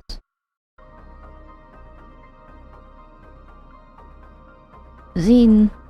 Uh-oh. With each breath, the veins on his neck throb as black ice crystals spread rapidly across his skin. It's like they're trying to devour every last bit of his life force. This isn't the Zayne I know. He can really switch to Dawnbreaker at the moment's notice, huh? This is the merciless Grim Reaper who emerged from the depths of hell itself.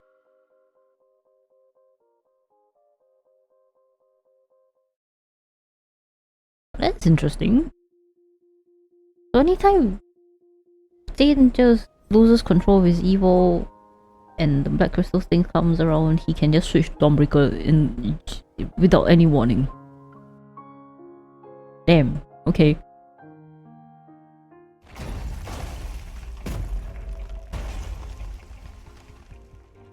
The door that had been sealed shut, with eyes burst open. Having completed the transformations into Wanderers, the Alterum try to overwhelm us like a tidal wave.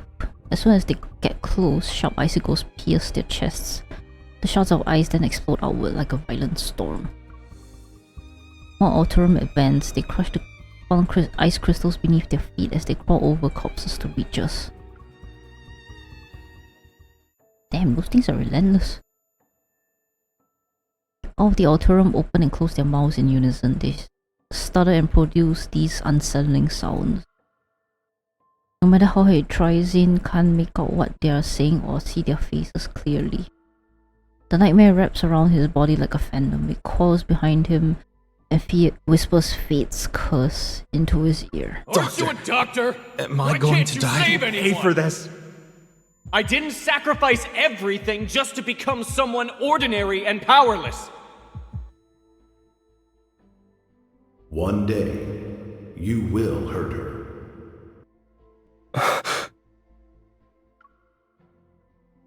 He clutches his chest and feels as if the icy wind stabbed it. He stares at the corner of the tent, fluttering in the snowy gale with a distant, otherworldly gaze. William, who had just finished the surgery, pauses in surprise. Then he smiles and holds out his hand toward him. Nightmare? If you can't sleep, then we can go for a walk. Everything that just happened, it seems to have been a dream. He stares at his fingers, the blood, the girl's shocked expression. It was all just a dream. It was just a dream. It's unfortunate we couldn't save the patient today. Don't be too hard on yourself. Back when I was doing research, failure meant you could always try again. But as a doctor, lives will only give you one chance. You know, I had these exact same feelings during my first mission as a military doctor. The polar night hasn't disappeared. The dark blue sky appears to be almost within reach. This desolate land covered in a blanket of snow is always magnificent. It took me a long time to realize that what we have to face isn't just the loss of a life and death itself. The way they look at you in their final moments, it's always time and time again. You'll have to see their fear and desperation when they're about to die. William is deep in thought. Then, as if remembering something, he turns to Zayne and smiles. By the way, did you hear my final plea when you killed me? He stares blankly at William's distorted face, and in the very next second, the ice shards have already pierced his chest. Once again, he sinks into the dark abyss of his consciousness.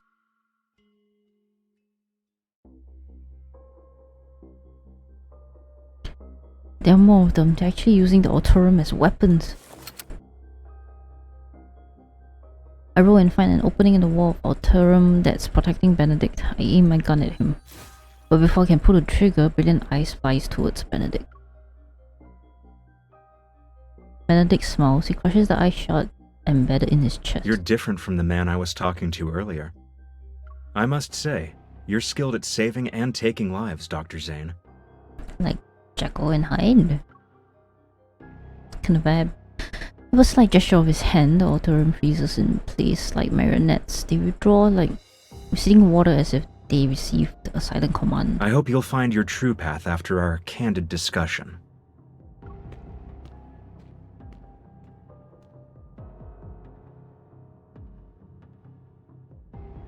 Soon enough, only the two of us remain in the vast cold control room. Ignoring everything else, I rush past the dissipating ice crystals to Zayne and cradle his face in my hands. Zayne, look at me. Listen to me. No matter who Benedict is, I'll always keep a bullet just for him, starting today.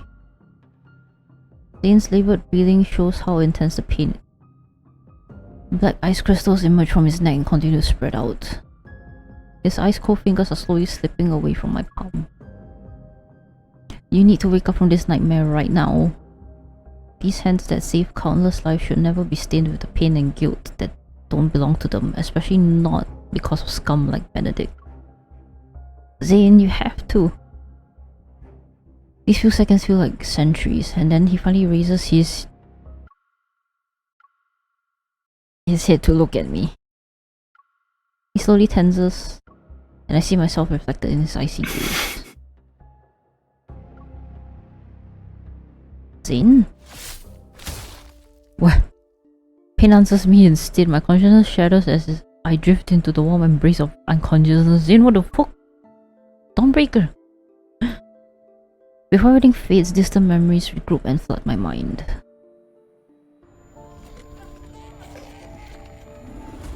The ground is littered with remains of wanderers. They are slowly dissipating. Meanwhile, searing pain burns my chest. Struggling to push myself up, I see blood-stained hands are small and thin. Did this happen when I was little? I look up. There's a young man with a familiar face, but his expression is frighteningly cold and foreign. While I'm dazed, his face emerges with Zayne's present-day appearance. They From my memories and reality, approach me step by step. Your existence is a mistake. You must be eliminated. It's as if black frost has covered his eyes, having materialized in his raised hand. Sharp ice crystal hurl themselves at me. Is that Dawnbreaker's memory? The next day, the pristine sanatorium stands tall, immaculate and serene. It's been restored to the point where yesterday's attack might have never happened at all. Wherever and whenever you need us, we will provide you with healthcare services of the highest quality. In the courtyard, a gentle breeze caresses the grass kissed by early morning light. The cocoon hangs on a delicate swaying flower stem. The faint sounds of struggle can be heard from within. Light reveals the outline of a tightly folded wings behind its translucent walls. Moist and tender, it breaks free from its cocoon, and in the refreshing air of rebirth, these wings slowly take to the sky.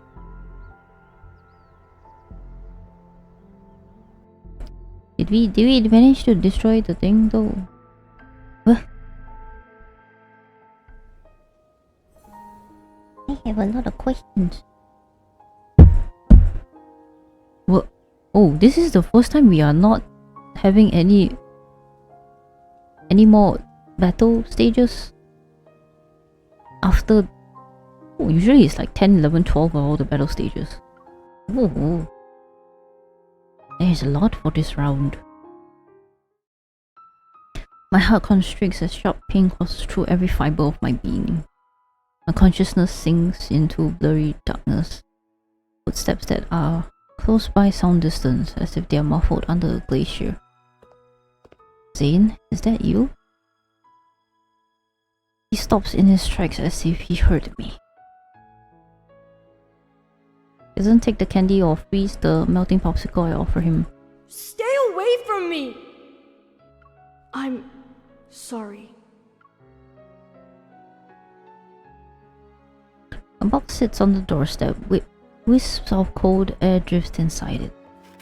Inside the box lie 3 misshapen snowballs, remnants from when Zayne was still learning how to use his Evo as a kid.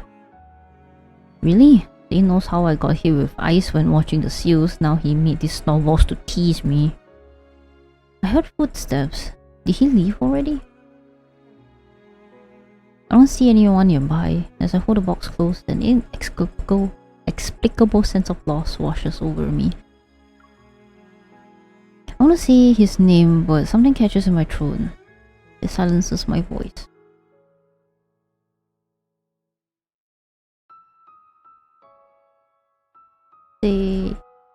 Zayne. I managed to finally call his name, yet when I open my eyes, I find myself staring at the dimly lit ceiling. As my foggy consciousness slowly clears, I realize I'm lying down in a room at Haxo Hospital. Due to Miss Karen's poor health, Ever's press conference for today has been cancelled. Mr. Benedict, the director of Val's Sanatorium, stated that the patient's well-being takes precedence over the event. A hand waves before me. Its owner's lips move as they say something I can't make out. How many fingers am I holding up? Looking down, I see my wounds have been bandaged and the pain has mostly subsided. I sit up and take Yvonne's hand. Where's Zayne? Oh, you're awake. Thank goodness you're okay. You had cardiac energy overload and some minor injuries when Dr. Zayne brought you in. We asked him what happened, but he wouldn't say anything. He stayed in this room until your vital signs stabilized. As she speaks, Yvonne leans in. Her expression becomes more serious. I heard from Grayson that Dr. Zayne went to the director's office to submit his resignation letter. What? There was a loud commotion in the office. I've never seen the director that angry before. He didn't approve it and gave Dr. Zayne an extended leave. Then he told him to go home and think things through. He wouldn't say another word about it. Dr. Zayne didn't hesitate at all. But before he left the hospital, he asked us to take good care of you. Even all that happened, does he have to quit though? What? I try to force myself to smile, but I can't. Only one thought is in my mind. Wait, you can't just... Oh no. Please, be careful. Well, Yvonne knows very well that nothing can stop MC. I'm sorry. We haven't seen him. Sorry, we haven't seen anyone who matches your description. Dr. Zayne! A few days ago, he said he'd be traveling to remote... Oh, you must be that young lady. This is our new menu item for today. Would you like it to go? Wait! Dr. Zayne already paid for it! Not right now, I'm trying to find this guy. Zayne's home, his favorite dessert place, the cafe near Axel Hospital. I visited every place I could think of. But there was no trace of him anywhere. Late into the night, I entered the passcode to his house again. I'm clinging on to one final hope. He's definitely not in there. He definitely knows you will come there though. The room is shrouded in darkness. Snowflakes drift in through the gaps of the floor-to-ceiling windows. The number you have dialed is currently unavailable. Please try again later. Memories that are no longer dormant slowly flood my mind again. I've seen those black ice crystals and that pain look on his face before. In my childhood memories, Zayne moved away while carrying a heavy, unspoken guilt. This bad habit of disappearing has existed even back then. I hear a faint whimper in the cold. I raise my head and rub my stinging eyes to see Suchi. It's you. As if he understands me, Suchi leaps onto the sofa and gently places his paw on my knee. I feel like I've tried everything, but I still can't find him. I hold Suchi close, my voice trembling barely above a whisper. I didn't realize it cracked until now. Please, can you help me one more time? Take me to him. Time passes, then Sushi obediently jumps down, sniffs the blanket on the sofa that carries the incense, and runs towards the half-open door.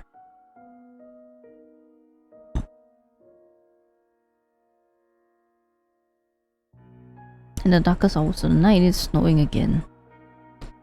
Large snowflakes dance around the glowing streetlights. They settle on rooftops, streets, passing cars, and the shoulders of pedestrians. After running for a long time, Suchi stops in front of a pitch-black fence. He circles it a few times before signaling me to follow him. Where am I? The streetlight illuminates the faded writing on the sign. This is a public cemetery in Lincoln City. It's also the final resting place for those who have no place to call home. Suchi quickly vanishes into the darkness. I steel myself before running after him.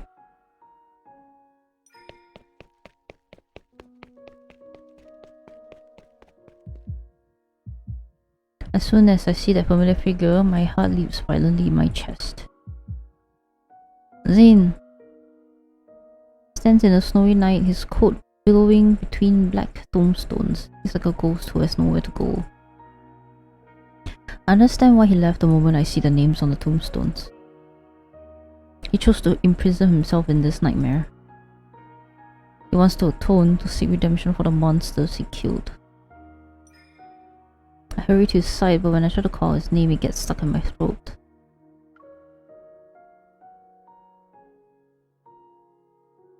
Why are you here? Questions overwhelm my mind, but I don't know what to ask about first. You chose to disappear without a word. You didn't even give me an explanation.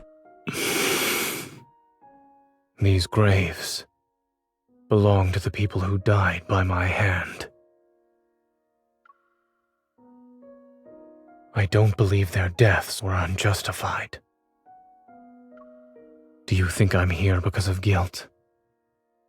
I'm not standing in front of them for repentance, let alone the atonement you're imagining. When you almost raised your hand against me, based on your judgment, did that mean I was also someone who needed to be killed? He doesn't evade the question. He nods without any hesitation. So this is why you submitted your resignation letter to Axel Hospital. You haven't even healed my heart yet, and you're going to just leave like that. Leave just like that. They told me not to change doctors on a whim, but can doctors abandon their patients whenever they want? A complex feeling crawls up from my throat to my tongue as emotions bubble up like boiling water. I first met you when I came to Oxo Hospital. I was 12 at the time. Dr. Noah was a close friend of your grandmother, and I was told to look after you. You were afraid of me back then, until I used my power to keep your popsicle from melting. When things finally settled down after the Chrono Rift catastrophe, my parents asked if I wanted to move somewhere else. I hesitated for a long time. I was worried I wouldn't be able to see you anymore. But then that incident happened, and I actually hurt you. You were unconscious and bleeding heavily. When I realized what happened, I couldn't understand why I did it. He closes his eyes for a moment. When he opens them, his expression is as serene as the calm after a snowstorm. It's like he finally woke up from a year-long nightmare only to discover that the nightmare has become reality. That was when I realized I could lose control of my power. And not being in control can lead to irreversible consequences. It's why I chose to leave without saying goodbye. The truth pierces my heart like needles. Words are stuck in my throat. Perhaps I chose cardiac surgery because I wanted to heal your heart. Or maybe I wanted to make amends for what I did back then. Even I don't know. He keeps his gaze lowered and his voice as soft as melting snowflakes. But I didn't hesitate when I chose the field of medicine. When I first recited the Hippocratic Oath, I truly believed I would become a good doctor. And you did? I believed I would save many people, including the one I had hurt before. It doesn't seem like he noticed my obvious shock. Zayne just gazes calmly at the weathered gravestones. Until that night on Mount Eternal, when I killed William. We didn't have a better choice at the time. Once again, he lowers his emotionally detached gaze. Do you really think a killer can be a doctor who saves lives? If something like this happens again, you might regret the fact that you tried to keep me close.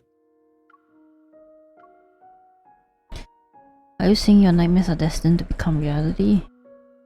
Will I turn into a monster that needs to be killed one day? I didn't expect him to answer, yet he shakes his head. I don't know. So are you avoiding me now because of logical reasoning, or what about your feelings? If you're going by pure logic, then now's the time. Do it, Zayne. You afraid? Or is this something you don't want to do? Looking at his calm, aloof expression, I find myself beyond the point of rationality. Whatever you do today, I won't have any regrets. But I would. Snowflakes land on my eyelashes. They turn his figure into prismatic fragments that are like ripples in the darkness. I'm certain that if I were to truly hurt you one day, it would be the greatest regret of my life. The snowflakes fall as if they're floating through the cosmos. They land on us and the gravestones. Stand in silence. Neither of us exchanges a single word.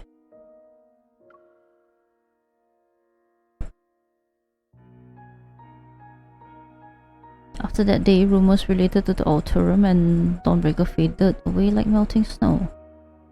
These pure white specks were but fleeting visitors. The city awakens in daylight, and once again it's immersed in its bizarre flood of information. The Spatium Core's energy remains concentrated in my chest. It's like a seed that's merged with my flesh. It's faintly echoes echoes with my heartbeat. I know these ether cores connect my past to my future. They're linked to the secrets hidden in deep space. Yet I wonder what fate awaits the Alterum, Zayne, and me.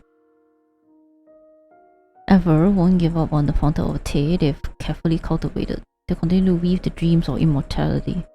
But they were right about one thing. The cycle of life and death is an inescapable truth. The constraints of matter break down, the shackles of time and space gradually dissolve. Countless civilizations rise and fall among the stars because of the laws that guide entropy and dissipation. Earth's magnificent radiance will eventually fade. Humanity's long undisturbed period of exile will also come to an end. I wouldn't understand that until much, much later. The Creator had planted foreshadowings in an era predating life itself.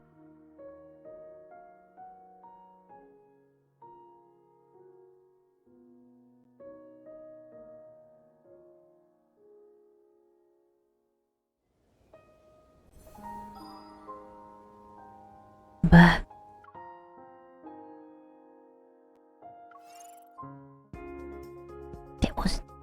that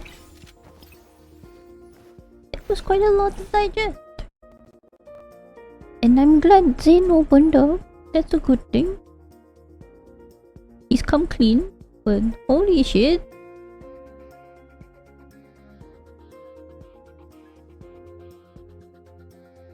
So when he talked about the incident where he probably, I guess, lost control of his evil, did Dawnbreaker kind of take possession over him for a bit there that causes him to want to hurt MC when they were a kid? Or is that like something else?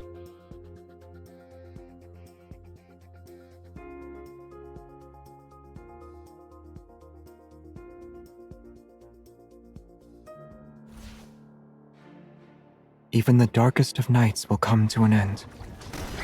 Lumiere, do you copy? I hear you. Sophia, I miss you. Yo. Time to send it 6 feet under. I need your help. Now I'm kind of worried about the his and Raphael's storyline when the main story updates again.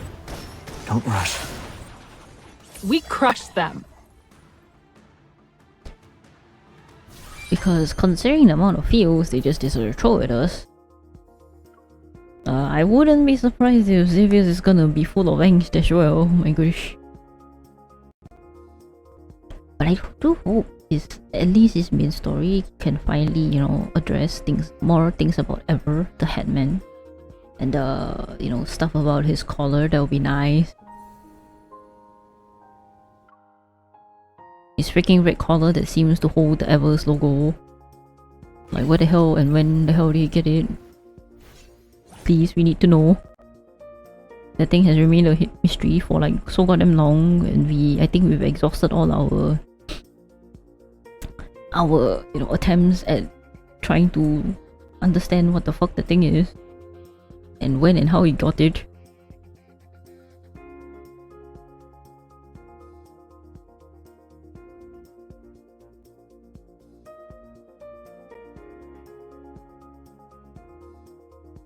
If not, at least, you know, talk about I guess they could mention stuff about the syringe and the stuff that the backtrackers are taking. Light can also be sharp. Lumiere, do you copy? I hear you.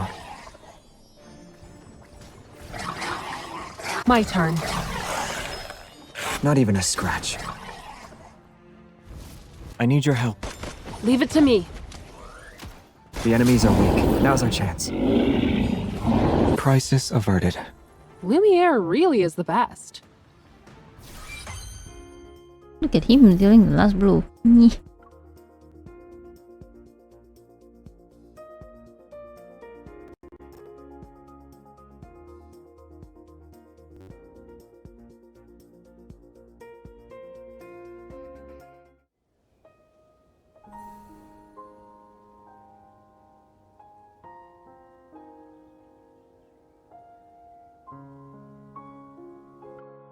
Alright, with this. Oh man. Blue. I could. Okay. Wait, hold on. Okay, I can do this. Where is my red? There we go. And the blue. Okay, let me just grab one that is. Okay. Yeah. Oh, thank God Lumiere's the red Stellachrome solars. That makes things easier.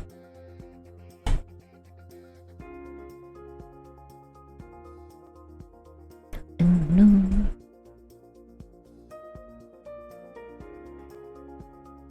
Man, the main stories are really 4 hours long each.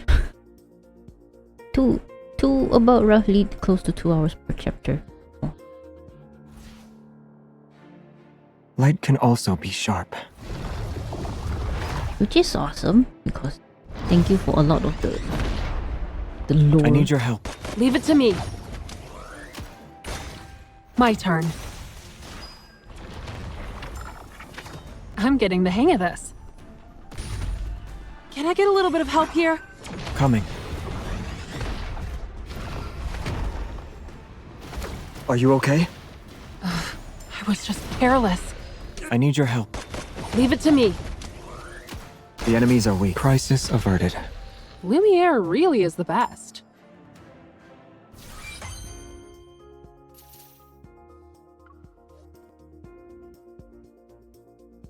And I believe with that, it should be the last chapter for this round. And then we shall see whether there is an announcement. I doubt later today.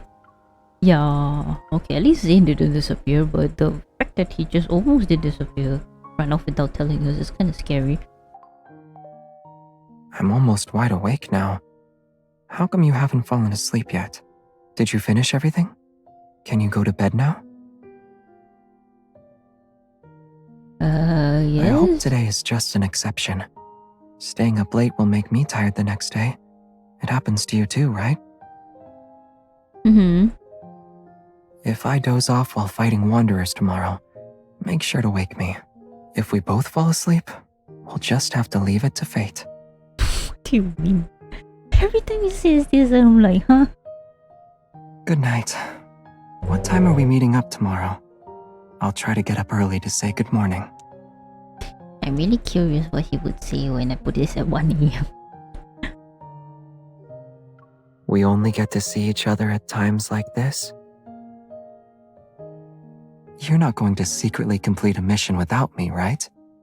I kinda already just did through the main story. Oops. And with that, we have thoroughly cleared all the Neoman story, and now we gotta wait maybe another half a year for the next update. Which means, most likely, in October, I would suspect. Considering last year's schedule, there's a mid-story update from 2.0, which was when Silas released, which is about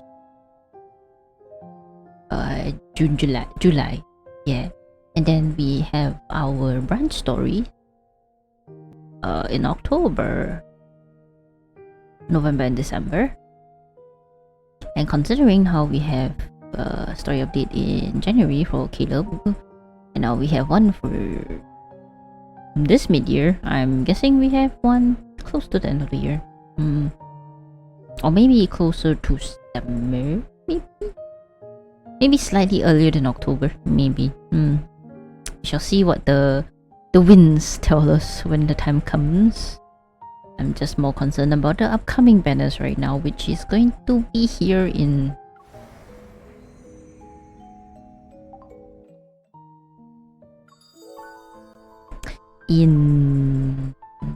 one day. So which means they might possibly drop a trailer later at 11 AM. Or tomorrow, 11 AM. Could be either. Anyway, right. very much a lot of things that's transpired there. That we learned a lot about Zayne. Apparently Zayne's past, actually, more so than MC this time around. And whatever ever is up to, very horrifying. Villains are always thinking they're in the right and such bullshit like that, playing God, whatever. The classic. Yeah. Time to slowly let my brain rest and digest. Maybe I'll yap in a textbook, trying to understand what the fuck's going on again. But yeah, with this, we shall see each other again soon. Next time, either when the new event, like the Wish event, drop. If it's a Xavier solo as the wind suggests, then yeah, we'll definitely see each other again with this game very soon. If not, I hopefully can finally play my FH7 Rebirth again. I need to pick that up, man. If not, I'm gonna start forgetting wherever the heck the story is going with that one. I'm so sorry, Cloud. Oops. Right, without further ado, I hope the rest of you who is sticking around, thank you for dropping by. And that everyone has a good rest of the day, morning, afternoon, evening, wherever you are. And yeah, we'll catch each other again sometime soon. Time for bed for this person. Right. Catch you guys again. Bye bye. Bye.